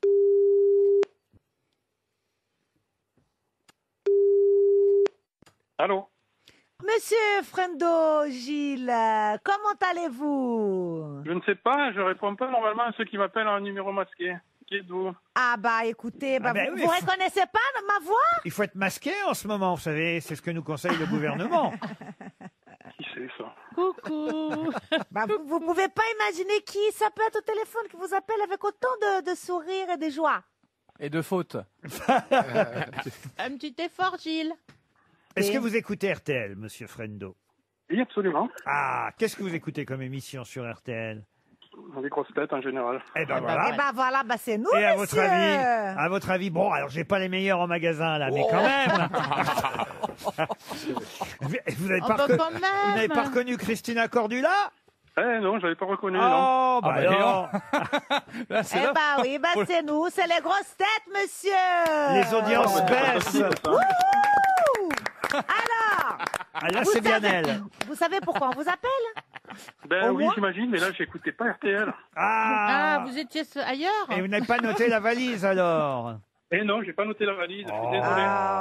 Bon, bah alors je sens qu'on vous dérange un peu, peut-être. Pas du tout, pas du tout. Ah bon, Gilles, non, je pensais que vous étiez en train de travailler, tout simplement. Ben oui, j'étais dans mon jardin en train de travailler au soleil parce que dans le midi, il fait très beau. Ah ben oui, mais il fait de beau un peu partout aujourd'hui quand même, il faut bien dire. Et c'est vrai que travailler dans son jardin, c'est bien, mais noter la valise, c'est encore mieux. Vous auriez pu gagner 1020 €, Gilles. Oh, c'est ballot, comme dit Fabrice ou Jean-Marie Bigard, ou le futur président de la République. ballot. Eh oui, c'est ballot, Gilles. Bon, bah, on va vous envoyer une montre RTL. Ah, ben c'est super gentil. Ah bah oui, quand même, puisque vous êtes un fidèle de la station. Mais c'est bizarre que vous ne reconnaissiez pas la voix de Christina Cordula, quand même. Ben là, j'ai reconnu quand on m'avait dit son nom. Mais... c'est ça. Il faut dire que vous n'êtes pas forcément téléspectateur des Reines du Shopping. Ah non. Non. Voilà. Vous êtes peut-être plus littéraire, vous connaissez peut-être Marc Lambron. Oui, bien sûr.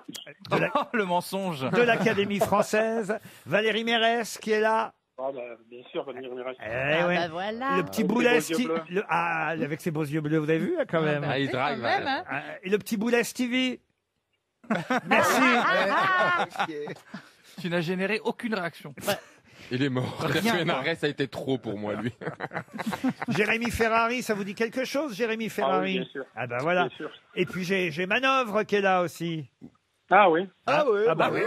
En fait, ils s'en foutent tout le monde sauf de moi. Non, il a été agréable avec moi. Là, je vais vous offrir 2 places pour mon spectacle. Et une photo avec les yeux bleus de Valérie Mérès. Tout ça accompagnera la montre RTL. Et je vais ajouter pendant ce temps dans la valise un cours de cuisine. Ça tombe bien, on vient de parler d'Auguste Escoffier. J'offre un cours de cuisine ou de pâtisserie pour 2 à l'école Ducasse Paris Studio. Voilà ce qui va maintenant être ajouté dans la valise RTL. L'école Ducasse Paris Studio, c'est un atelier de cuisine unique en plein cœur du 16e arrondissement de Paris. Cours de cuisine, de pâtisserie, de dégustation œnologique, c'est du vin, hein, ça Stevie. Pour adultes, pour enfants, tout est possible pour passer un bon moment. Découvrez la cuisine de bistrot, les pâtisseries, les mignardises, la cuisine végétarienne aussi, basque, mexicaine, japonaise, italienne. Tout est possible grâce au cours du chef expérimenté de l'école Ducasse. Allez voir www.écolecuisinealainducasse.com. Vous en saurez plus, mais surtout, notez bien que dans la valise RTL, il y a en plus du Jux Expert de Magimix, de l'abonnement Birchbox, du chèque de 250 € chez cadeau.com, des 1020 € de départ et du bouquet pour la fête des mères Interflora, un cours de cuisine à l'école Ducasse.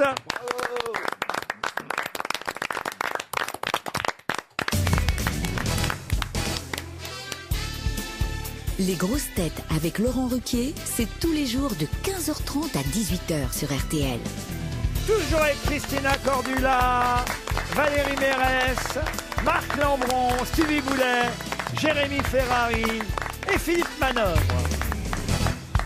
Une question culturelle, littéraire pour Christophe Gobail, qui habite Champs-sur-Marne. Quel célèbre poète français fut aussi valet de chambre de François Ier? Ronsard. Ronsard, non. Villon. Villon, non. Du Bellay. Du Bellay, non. Rabelais. Ah, Rabelais n'est pas un poète au point quand même d'avoir été choisi comme valet de chambre de François Ier. Il est entré, faut le dire d'abord, comme valet de chambre de Diane de Poitiers, de la sœur aussi de François Ier. Et puis ensuite, il a été effectivement valet de chambre directement du roi François Ier. Mais c'est un poète qui a laissé son nom à la poésie française. C'est pas Clément Marot. Et c'est Clément Marot. Bonne réponse de Marc Lambron. Bon, alors quand on dit c'est pas, attention, hein, parce que la prochaine fois je vous l'accorde pas. Ça n'est que de la modestie. Parce que c'est Clément Marot. Si vous me dites c'est pas, c'est pas. C'est Clément Marot. À chaque fois Marot. qu'il dit c'est pas, c'est juste. Voilà. Et à chaque fois qu'il dit c'est pas juste. C'est bien Valérie, c'est un joli résumé puisqu'on est dans la poésie. Écoutez justement ces quelques vers pour Grégoire Degros qui habite Namur en Belgique. Qui a écrit dans une fosse comme un ours, et c'est à propos du confinement récent. Apollinaire, Guillaume. Je peux terminer, monsieur Lambron? Je vous en prie, allez-y. En plein dans le mille. Dans une fosse comme un ours, chaque matin je me promène, tournons, tournons, tournons toujours. Le ciel est bleu comme une chaîne. Dans une fosse comme un ours, chaque matin je me promène. Apollinaire. Bonne réponse de Stevie. Vous n'avez pas honte, monsieur Lambron? Pourquoi? Parce que je connais le début d'un poème. Oui, parce que j'ai pris la question dans vos chroniques du journal du dimanche. Comme quoi, c'est lui qui les écrit. Hein. Mais c'est un... oui. Mais vous savez qu'il avait... Il fait comme si de rien n'était. Heureusement que tu l'as retrouvée, celle-là, quand même. Non, vous l'avez trouvé dans le recueil Alcool, surtout. Mais... Ah non, mais c'était dans vos chroniques du JDD. Oui, j'avais cité parce qu'il était mis en prison. Il était soupçonné d'avoir participé au vol de la Joconde, qui avait été volée au musée du Louvre. Et il a fait quelques semaines à la prison de la Santé. Et le poème s'intitule À la santé. Il a l'impression d'être un ours, en effet, qui tourne dans sa fosse, dans un zoo. Vous venez de parler de la Joconde. J'avais une citation en début d'émission que je n'ai pas donnée, qui était très jolie sur la Joconde. Pourrez-vous en retrouver l'auteur qui a dit « La Joconde sourit ». Et ça va intéresser Stevie, qui, je le rappelle, l'a toujours dans sa cuisine, avec un peu de gras maintenant, mais quand même. La Joconde sourit parce que tous ceux qui lui ont dessiné des moustaches sont morts. Français? Un Français, qu'on a d'ailleurs cité, c'est pour ça que j'ai pas redonné la citation, parce que ça aurait fait 2 citations du même auteur. Mort, hein? Ah oui, mort. La Joconde sourit parce que tous ceux qui lui ont dessiné des moustaches sont morts. Tristan Bernard? Et lui aussi est mort d'ailleurs. Non, pas Tristan Bernard. Un homme? Un homme, oui. Il était connu que pour l'écriture? Ah non, pas seulement. Ah bah c'est Malraux. Et c'est André Malraux. bah, bien sûr. Encore une bonne réponse De notre académicien. de monsieur Lambron. Vous l'avez connu, vous, André Malraux, Marc Lambron? Non. J'étais interne au lycée Henri IV l'année où voilà, il y a eu une grande cérémonie dans la cour carrée du Louvre. C'était Raymond Barre qui a fait le discours et voilà. Mais il est au Panthéon maintenant. Ah, Stevie adorait Raymond Barre. Je sais que c'est un des personnages politiques préférés de... Bourriquet, Raymond Barre Non, pourquoi j'aime bien Raymond Barre, je sais pas, mais je trouvais qu'il avait un petit côté nounours qui était sympa. Non, mais c'est bon, bou, bou, bou. Puis à la fin, il avait toujours la tête. Moi, j'ai croisé une fois au ministère des Finances. C'est pas vrai. Qu'est-ce que tu faisais Très au ministère? impressionné. Mais qu'est-ce que tu faisais J'étais invité à dîner, comme tout le monde. Mais il devait être très vieux déjà. Il était très très vieux, il avait la tête qui penchait sérieusement à gauche ou à droite, je sais pas. Bah, pour inviter Mais, Stevie à dîner au ministère des Finances. Pourtant. C'est un personnage qui m'a impressionné, je dois le concéder. Et Mylène Farmer aussi. Peut-être un peu plus Mylène que Raymond Barre. Ah oui, Raymond Barre et Mylène Farmer, ça c'est un joli duo. Ils enregistraient chez qui? Mais ils chantent aussi bien l'un que l'autre. C'est-à-dire, c'est vrai que c'est à peu près le même son qui sort. Un peu désenchanté l'un de l'autre quand même. Vous êtes cinglés. Ils ont tous les deux un compte en Suisse. J'ai une question pour Michel Barbier-Truxler, qui habite Pulnoy, en Meurthe-et-Moselle. Quel point commun avaient Michel-Ange, Raphaël et Léonard de Vinci? Ils avaient tous la syphilis. Ils étaient italiens. Et alors ça, effectivement, ils étaient italiens, bravo, mais ça c'est un peu trop évident, vous voyez, monsieur. Ils étaient tous gauchers. Monsieur Lambron, je vous ai pas invité aux grosses têtes pour me dire que Léonard de Vinci, Raphaël et Michel-Ange étaient italiens. Ils étaient à la fois sculpteurs et peintres. Non, ils étaient tous homosexuels surtout. Est-ce qu'ils ont une peinture commune? Alors écoutez, ils étaient peut-être tous homosexuels aussi. Ah bah oui. Je suis pas allé voir leurs photos de nuit, vous voyez. Ah bah moi, les soirées de l'époque, on en a entendu parler. Hein. Ah oui, jusqu'au Mans? Ah oui, ah oui. Alors, si vous voulez, pour éviter que vous me donniez des banalités comme point commun, je vais ajouter Paul McCartney et Beethoven. Ils étaient sourds. Ils avaient des problèmes d'audition. Pardon? Ils étaient tous gauchers. Ils étaient tous gauchers. Bonne réponse de Marc Lambron. Qui est gaucher parmi les grosses têtes, là, aujourd'hui? Non. Que je fasse un... Ah bah, voyez. Bah moi, un peu des deux, ça dépend. Ah oui. Tu es ambidextre. Par exemple, je coupe de la main gauche. C'est bizarre. Normalement, on coupe de la main droite quand on est droitier, non? Il y avait un film de Paul Vecchiali qui s'appelait Change pas de main. Ah dans oui. les années 70, oui, qui était une espèce de porno soft artistique, ça comme ça. Et allez, c'est d'érudition académique. Moi, je pensais avoir engagé un académicien français. En fait, c'est Marc Dorcel sous sa déguise. Tu vas finir à présenter le journal du Hard. Non mais j'ai un vieux vicieux qui nous a rejoints. Non mais c'est incroyable, Lambron. Pervers Pépère est parmi vous. Pervers Pépère, le retour. 6 grosses têtes, 5 fake news sur RTL. Nathalie est au téléphone. Bonjour Nathalie.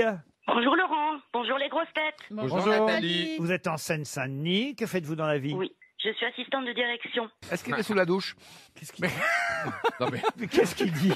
Ça le fait.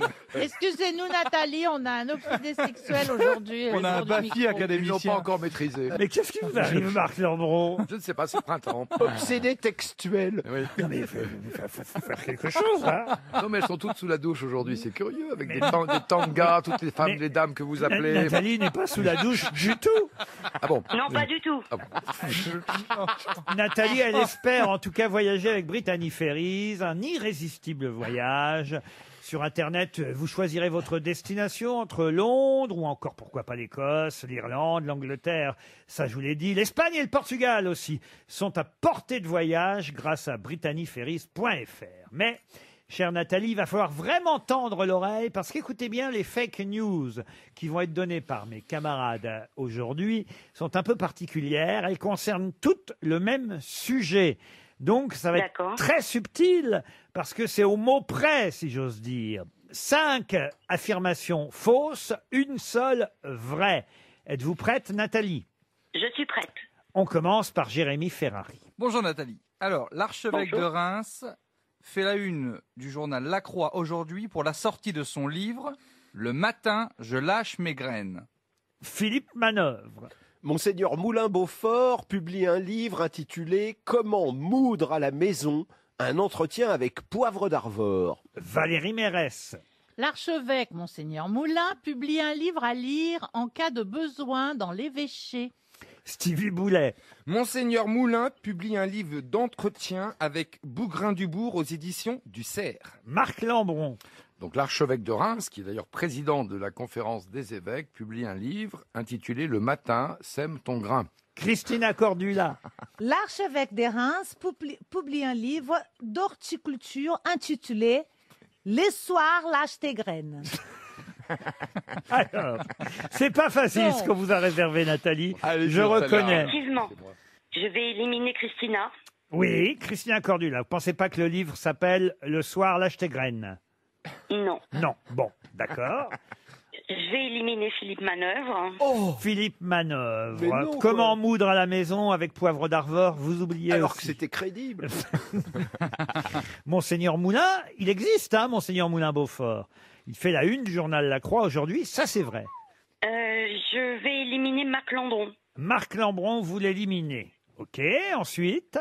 J'aimerais bien réentendre Valérie Mérès. Mais bien sûr. Sylvie Boulet et Jérémy Ferrari. Ah bah, les 3 grosses têtes qui vous restent alors. Très bien. Alors Valérie, moi, allez-y. Je m'y remets.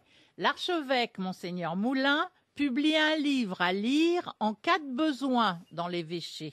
Stevie Boulet. Monseigneur Moulin publie un livre d'entretien avec Bougrain-Dubourg aux éditions du Cerf. Jérémy Ferrari. L'archevêque de Reims fait la une du journal La Croix aujourd'hui pour la sortie de son livre « Le matin, je lâche mes graines ». Donc j'élimine Jérémy Ferrari. D'accord, le matin je lâche mes graines, vous n'y croyez pas. Tout à fait. J'élimine également Valérie Mérès. Oui. Et je conserve Stevie. Vous conservez Stevie. Pensez que Monseigneur Moulin a publié un livre d'entretien avec Bougrain-Dubourg aux éditions du Cerf. Pourquoi pas? Pourquoi pas? Stevie? À votre avis? Je sais pas du tout si c'est... Ça me rend folle. Non, ce n'est pas Stevie, Nathalie. Eh bien, tant pis. Eh oui. Est-ce que quelqu'un sait s'il a ou pas la bonne version? Ça peut peut-être être la mienne. Alors, Jérémy Ferrari, la vôtre. Donc l'archevêque de Reims fait la une du journal La Croix aujourd'hui pour la sortie de son livre « Le matin, je lâche mes graines ». Non, c'est pas ça. C'était Marc Lambron qui avait évidemment la bonne affirmation. Et oui, le matin sème ton grain. Je vous jure que c'est vrai. C'est pour ça. Je vous jure, ça s'invente pas. C'est la une du journal La Croix aujourd'hui. C'est 2 pages. Monseigneur de Moulin-Beaufort écrit au président de la République, à Monsieur Macron, un livre. Il est archevêque de Reims. Et c'est pour ça que j'ai évidemment modifié le titre à un moment donné en disant « Le matin, je lâche mes graines » ou « Le soir, lâche tes graines ». Mais le vrai titre, c'est bien « Le matin, sème ton grain ». Il fallait faire confiance en Marc Lambron, Nathalie. Il parle de quoi ce livre? Je ne veux pas savoir. Ça parle de quoi? Je sais pas. Le matin, sème ton grain. Je vous jure que c'est vrai. Hein. J'ai les livres devant les yeux. C'est la promesse eucharistique. Ah, merci, monsieur Et on Lambron. sépare le bon grain de l'ivraie, et c'est voilà tout ce qui va être. Et ben voilà. Oui, mais il n'a pas fait tout un livre là-dessus, si. En même temps, pour semer des graines de légumes et de fleurs et tout ça, je crois que c'est mieux le matin parce que la terre est froide. Ouais, en plus, en effet. Et qu'après, elle se réchauffe. Et... Elle a toujours rêvé de tourner avec Truffaut. Désolé Nathalie, ce sera une montre RTL. Oh non. Serge Liado est au téléphone, notre monsieur chanson nationale, que toutes les radios nous envient, que personne n'a encore réclamé, mais que toutes les radios nous envient.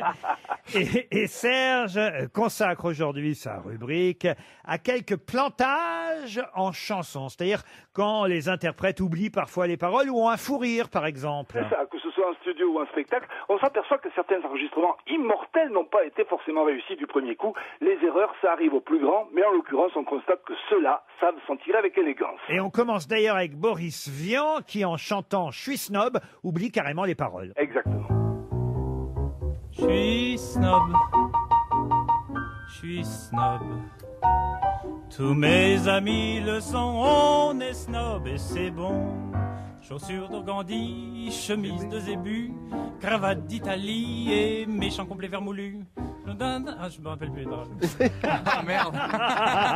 C'est génial quand même. Ah ouais. Hein. Je me rappelle plus les paroles. Et ça arrive au meilleur, la preuve. Edith Piaf maintenant. Oui, c'était en 1961 à l'Olympia.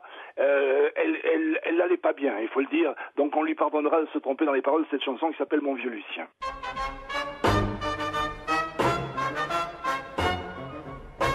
Quel vieux copain que t'as en moi, mon vieux Lucien.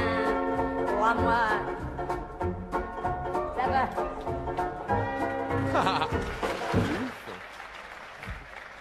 Remarquez, je me suis déjà trompé hier. Je vais la recommencer encore une fois parce qu'il faut que je me guérisse de ça, sinon je la chanterai jamais. C'est chouette d'avoir ces enregistrements quand même. Ouais. Otis Redding, alors là ça va intéresser Lambron et Manœuvre. Ah oui, c'est historique ça. C'était 3 jours avant qu'il décède. Il a enregistré la prise 1 de Dock of the Bay. Bon, il imite les mouettes au début, mais surtout il n'arrive pas à siffler à la fin. Et plus il siffle faux, plus il rit, et plus il rit, moins il siffle juste.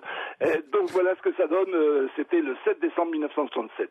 Sitting at the dock of the bay, take one.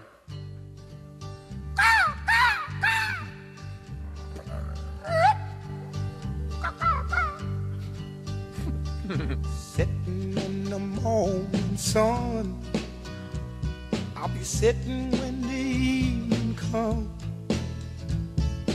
watching ships roll in, and I watch them roll away again. I'm just sitting on the dock of the bay, wasting time.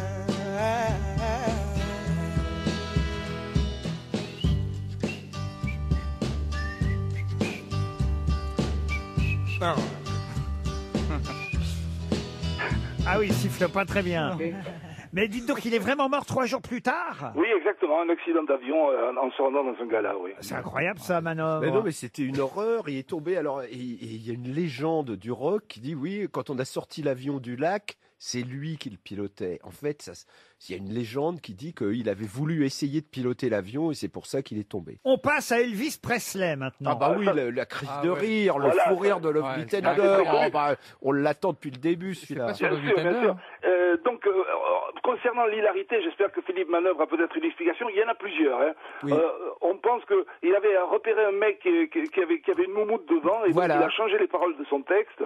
Ou alors c'est la choriste qui l'a fait rire parce que cette choriste chante, ils disent, comme une lame de scie. Et cette choriste, c'est Cissy Houston, la maman de Whitney Houston. Elle est toujours en vie, elle a 86 ans. Aujourd'hui, elle est toujours en vie? Oui, absolument. Ça alors, et c'est elle, c'est vrai, qui fait les chœurs. Alors c'est un peu ridicule, c'est vrai, le chant de la choriste.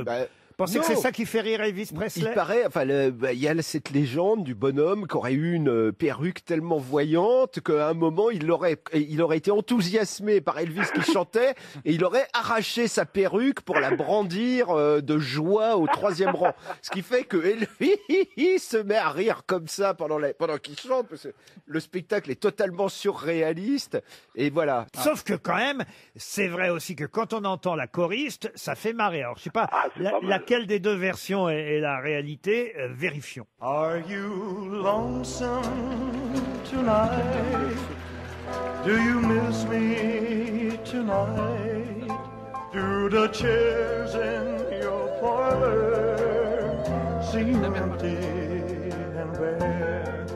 Do you gaze at your bald head and wish you had hair? Is your heart filled with pain? Shall I come back? Tell me, dear, are you lonesome? Oh, Lord.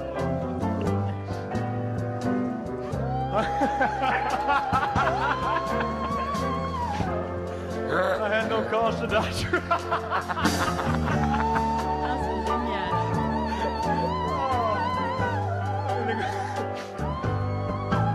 Swing it, baby. C'est drôle de rire en même temps qu'Elvis Presley quand même. Et on va terminer par quelqu'un dont on a parlé hier, Serge Liado. Ça n'a rien à voir avec ma thématique d'aujourd'hui, mais c'est vrai que j'ai repensé à Freddie Lay, qui est décédé accidentellement il y a quelques jours, parce que c'est vrai que c'était le sosie officiel d'Elvis Presley, surtout vocalement. Hein. Vous le connaissiez, vous, Freddie Lay? Oui, c'était le sosie d'Elvis officiel pour la France. Il est mort dans un accident de la route, on en a parlé hier. Parce que, il y en a un par pays, un sosie officiel d'Elvis. Et alors, l'enregistrement que vous avez, c'est quoi? Vous aviez signalé qu'il était natif de Tunisie, et bien là, il s'était amusé à chanter Jailhouse Rock avec l'accent arabe. C'est juste pour le plaisir.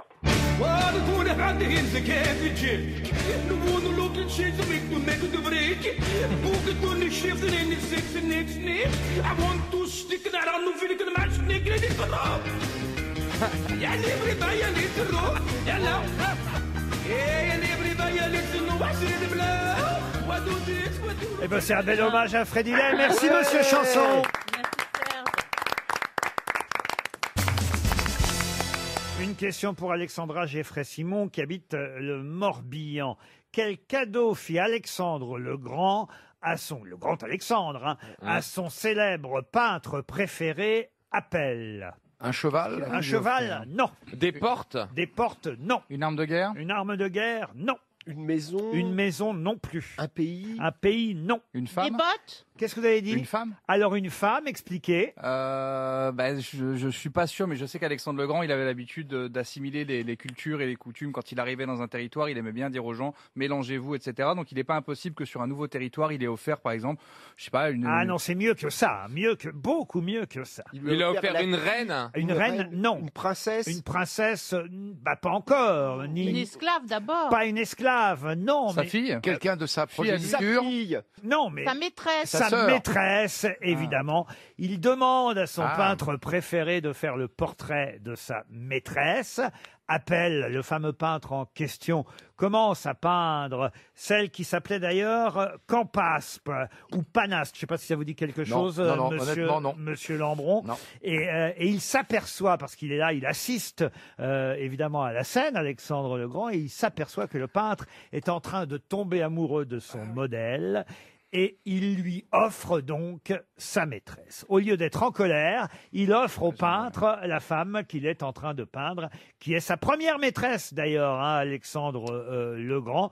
C'est une histoire absolument incroyable. D'ailleurs, ce peintre, vous n'y croyez pas, j'ai l'impression, Lambron aussi. Si, c'est un peu comme Claude François avec France Gall. Oh, qui est passé chez Julien Clerc. Enfin, il y a eu comme ça des translations. Qui est passé chez Julien Clerc. Cette Enfin, partouze musicale. en principe, c'est la gonzesse qui décide. Ah, Or là, tu c'est pas penses. du tout. en la principe, gonzesse comme qui d'habitude. Oui, C'est pas très étonnant de Alexandre le Grand. Il avait quand même un peu cette notion-là. Quoi. Mais il faut dire que le peintre Appel était quelqu'un quand même d'assez incroyable. On lui doit d'ailleurs un proverbe que je ne connaissais pas très bien, mais dont le sens va vous parler. C'est Pline ancien qui raconte tout ça, parce qu'il exposait ses peintures sur les marchés à l'étal, comme on dit, ce peintre. Et un jour, il avait peint sur un tableau où on voyait un tableau figuratif où on voyait les pieds et les sandales. Et dans la nuit qui suivait le moment où il avait exposé ce tableau, il a modifié le tableau parce que la veille, il avait entendu un cordonnier qui passait devant le tableau et qui avait critiqué la façon dont la sandale avait été peinte. Alors, il a repris son tableau et pendant la nuit, il a retouché son œuvre et il a modifié la sandale. Le lendemain, il réexpose son tableau avec la sandale modifiée, certainement mieux peinte qu'elle n'était la veille. Et là, le même cordonnier repasse devant le tableau et il regarde le tableau et il dit « Ah, mais la jambe n'est pas bien non plus. » Et là, Appel lui dit, alors je vais vous le dire en latin, sutor ne supra crepidam, ce qui veut dire cordonnier, pas plus haut que la sandale. Et c'est transformé depuis en que le cordonnier ne juge pas au-delà de la sandale. Un proverbe qui marche encore aujourd'hui, en gros, parle de ce que tu connais, mais pas du reste. Voilà d'où est venu ce proverbe, d'une belle anecdote quand même. Sutor, ne ultra crepidam. C'est un très bon slogan pour RTL. Comment vous dites? Je crois que c'est Sutor, ne ultra crepidam. Vous dites, je l'ai mal dit, c'est ça que vous voulez dire? Ah non, pas du tout, non, je répète pour que ça rentre je dans parle aussi mal latin qu'anglais. Ah non, vous êtes bien meilleur en latin qu'en anglais. C'est pas dur, notez bien. Sutor ne supra crepidam, cordonnier, pas plus haut que la sandale. C'est une histoire géniale. Et cela dit, le cordonnier est toujours le plus mal chaussé. Toujours le plus mal chaussé. Merci. Alors, de rien. Ah ben écoutez, à deux, vous voyez que vous y arrivez. Tant va à l'eau que les deux crus. Pour Jean-Marc Bogiani, qui habite Beaucaire, c'est dans le Gard. Si un chef cuisinier vous prépare un coulibiac, de quoi s'agit-il? C'est un dessert? Ah non, c'est pas un dessert. Une entrée? C'est un plat avec un oiseau. Ah, avec un oiseau. Bah oui, c'est un oiseau, chérie. Il n'y a pas un oiseau dans le coulibiac. Est-ce que c'est un plat de viande? Alors, ce n'est pas... Alors, une sorte de ragoût, de mélange alors, de... c'est vrai qu'il y a, on va dire, des variantes avec de la viande, mais normalement, non, c'est avec du poisson, le coulibiac, au départ. Et c'est d'ailleurs le célèbre chef cuisinier et auteur culinaire français Escoffier. Auguste Escoffier qui a importé la recette en France de ce plat russe, le coulibiac. Alors, est-ce que le poisson a son importance? Ah oui, le poisson, il faut juste que vous me disiez comment il est présenté, le poisson. Ben, oui. au ceviche. Non, pas en ceviche. Est-ce qu'il est entier déjà? Ah non, il n'est pas entier. Bah, on vous a déjà donné un poisson entier? Oui. Non, justement. Il est plein de petits morceaux de poisson.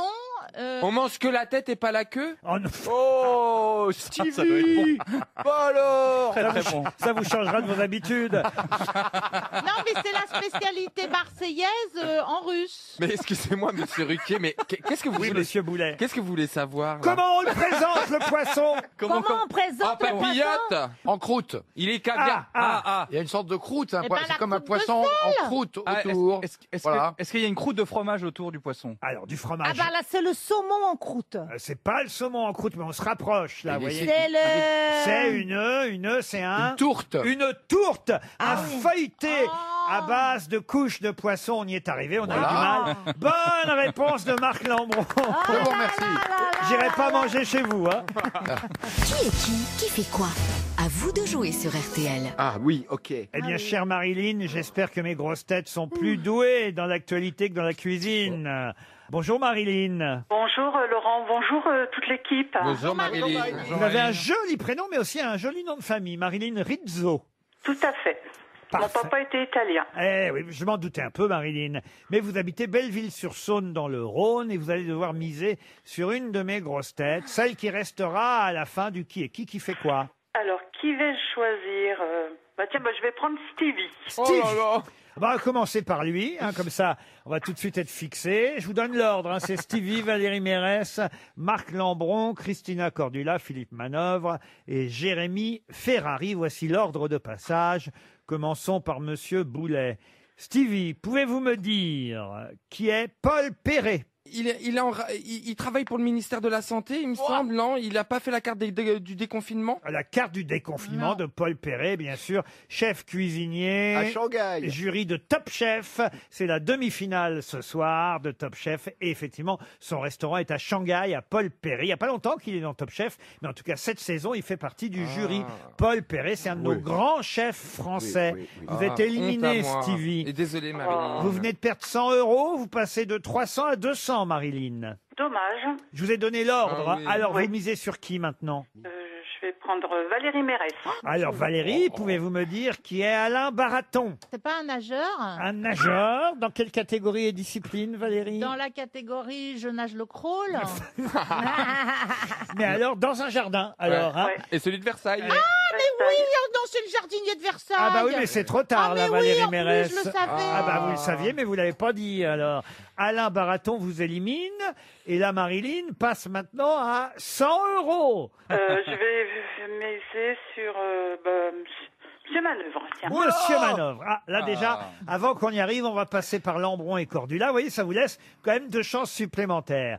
Monsieur Lambron, pouvez-vous me dire qui est Didier Lallemand? Alors Didier Lallemand, c'est un réfugié français qui en ce moment a des problèmes en Italie à cause du Covid et qui va sûrement être extradé bientôt. Ah bah il va être content. J'espère que vous n'avez pas croisé le préfet de police de Paris, monsieur Lambron, parce que c'est lui, vous voyez. Didier Lallemand, c'est le préfet de police. Vous êtes éliminé, Lambron. Ah là, j'ai fait, alors là, dites, vous auriez été au bowling, Marilyn, paf, vous en éliminiez 3 d'un coup. Hein. Mais heureusement, là quand même, vous avez misé sur manœuvre. Donc vous avez encore 100 € en poche.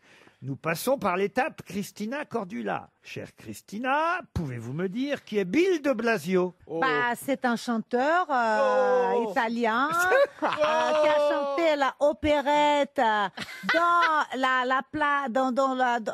Milan dans les Scala Oui, alors, et qui a fait beaucoup de succès. C'est surtout un très bon maire. C'est le maire de New York, monsieur Bill de Blasio, Bah Christina oui, mais je ne Cordula. sais pas, chérie. Eh ben, mais enfin, quand même, on parle de lui Mais partout. j'ai bien.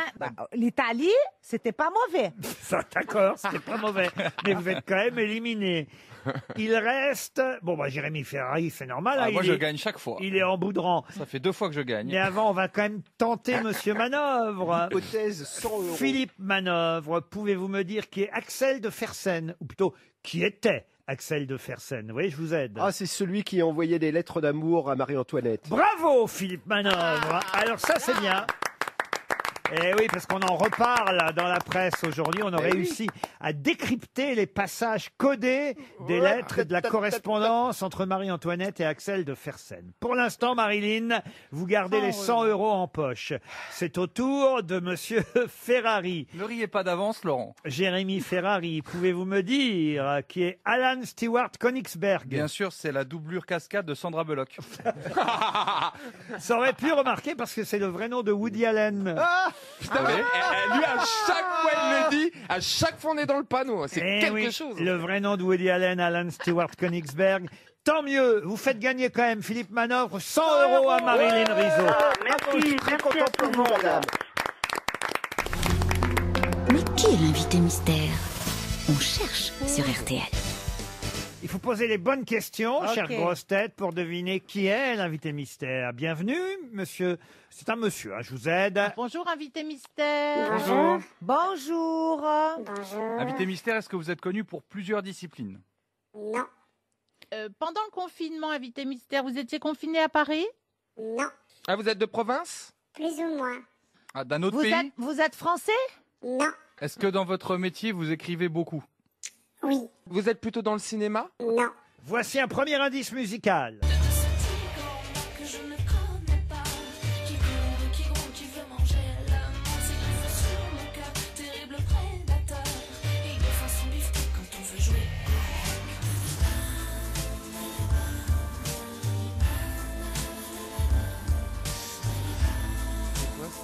La chanson s'appelle Le Tigre et l'interprète Zaza Fournier.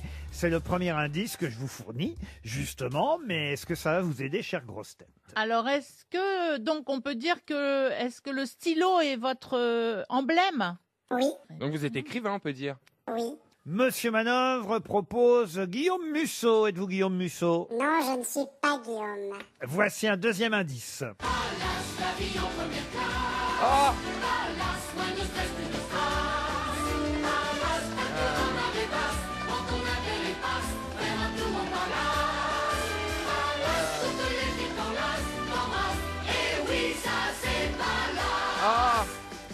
Ça vous amuse cet indice, invité mystère? Beaucoup. Ah oui, ça vous rappelle évidemment l'émission de Jean-Michel Ribes, mais est-ce qu'il y a un lien avec Jean-Michel Ribes? Ça n'est pas certain. En attendant, Jérémy Ferrari propose Bernard Werber. Êtes-vous Bernard Werber? Non, je ne suis pas Bernard Werber. Stevie pense à Maxime Chatham. Non, je ne suis pas Maxime Chatham. Marc Lambron, en revanche, de l'Académie française, c'est bon pour vous, vous êtes déjà reconnu et identifié. Bravo Marc Lambron, les autres grosses têtes cherchent encore.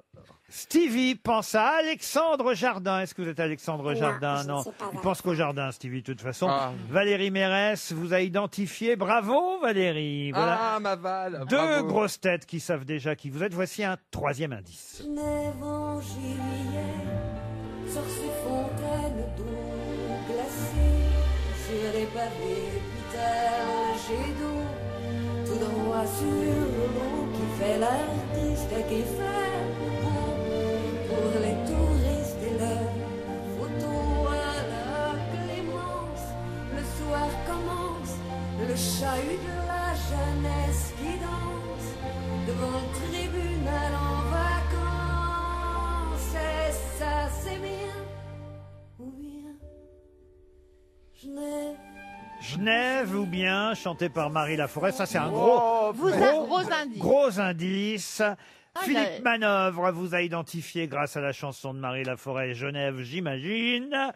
Alors, ça fait quand même déjà 1, 2, 3, 4 grosses têtes. C'est pas mal, hein. On peut peut-être s'arrêter là. À moins que j'offre un tout Un dernier indice. Alors, un tout dernier indice. Allez.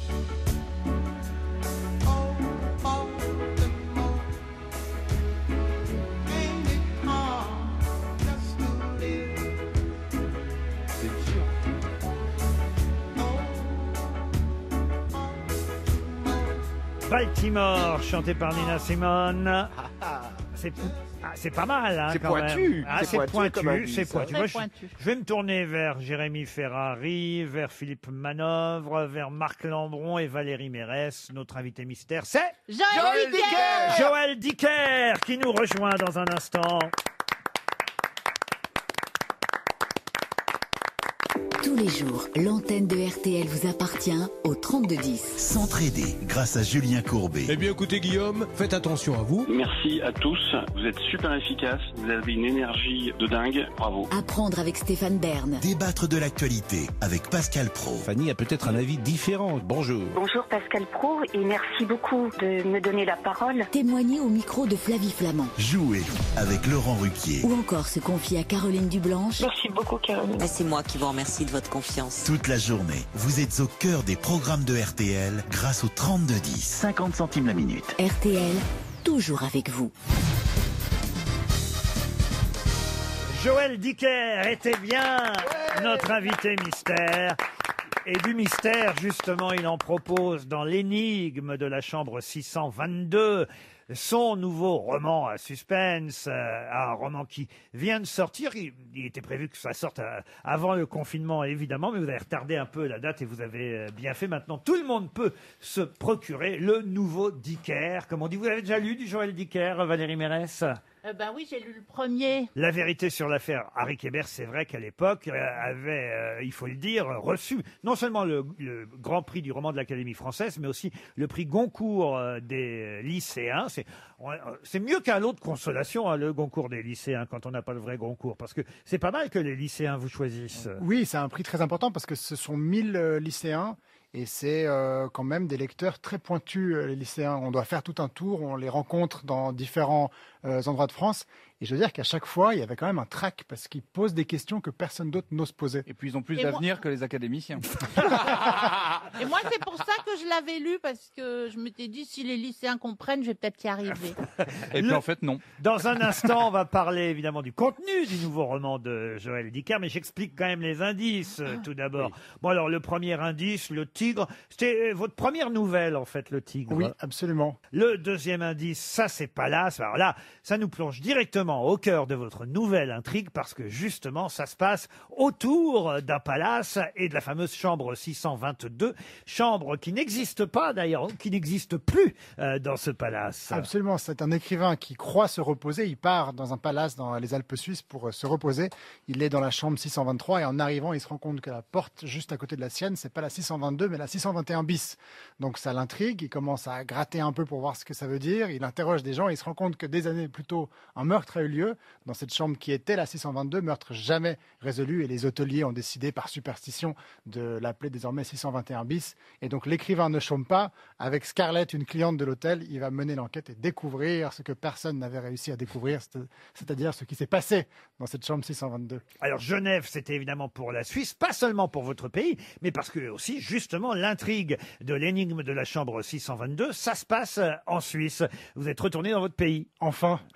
Enfin, oui. Et c'est pas seulement autour d'un palace, c'est aussi quand même très important autour d'une banque, enfin du milieu bancaire.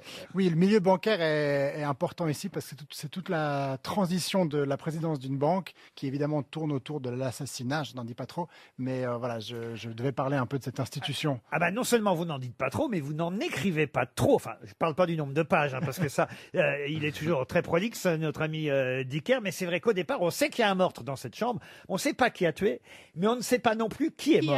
Non, parce que je savais pas non plus, parce que comme j'écris sans plan, je commence mon livre en me disant, bon, il y a quelqu'un qui est mort. Et après, je me dis, mais qui est mort? Alors, je commence à inventer cette histoire. Il y a des personnages qui arrivent. Je crée des personnages. Je me dis, est-ce que c'est lui? Non, je l'aime bien. Est-ce que c'est elle? Ah, elle est sympa quand même. Et donc, il me faut 300 pages pour finalement me dire, bon, ben, la victime sera telle personne. Et ce qui est amusant quand on lit, évidemment, c'est que nous aussi, en tant que lecteurs, on se dit, ah ben, alors, est-ce que c'est lui qui va mourir? Ah non, c'est peut-être lui. Ah non, mais c'est peut-être elle. On ne sait pas. Je voudrais évidemment expliquer aussi Baltimore. Hein, c'était un de vos succès aussi, le livre des Baltimore. Voilà, pour le dernier indice qu'on a pu donner. Il y a eu depuis, évidemment, la disparition de Stéphanie Meyer. Autant de best-sellers à chaque fois. C'est une pression quand même de vendre autant de livres à chaque fois, de se dire est-ce que je vais faire mieux que la fois d'avant ou pas? C'est une pression, c'est un trac quand le livre sort. C'est-à-dire, j'y pense pas quand j'écris. Quand j'écris, je suis seul chez moi pendant 3 ans, donc je pense pas du tout à ça. Mais Tout quand seul le livre est imprimé, tout seul comme un grand. Pourtant, vous avez une alliance. Oui, mais j'écris seul. Après, Stevie, quand on j'ai ne fini drague d'écrire- pas. Ah, je ne drague pas. C'est une question. Il me dit qu'il est seul pendant 3 ans, alors je vais avec une J'écris alliance. seul, Je j'ai me pas dit dis, que j'étais pauvre seul. Madame Dicker, hein, c'est tout. Je la vois le soir, elle a de la chance. Mais quand le livre sort et qu'il est imprimé, oui, évidemment, quand le livre est là, il y a le trac de se dire qu'est-ce qui va se passer. Joël Dicker, auteur de l'énigme de la chambre 622, un livre que vous allez retrouver dans les meilleures ventes dès les semaines qui viennent et sûrement sur les plages pendant tout l'été parce que c'est évidemment un long suspense.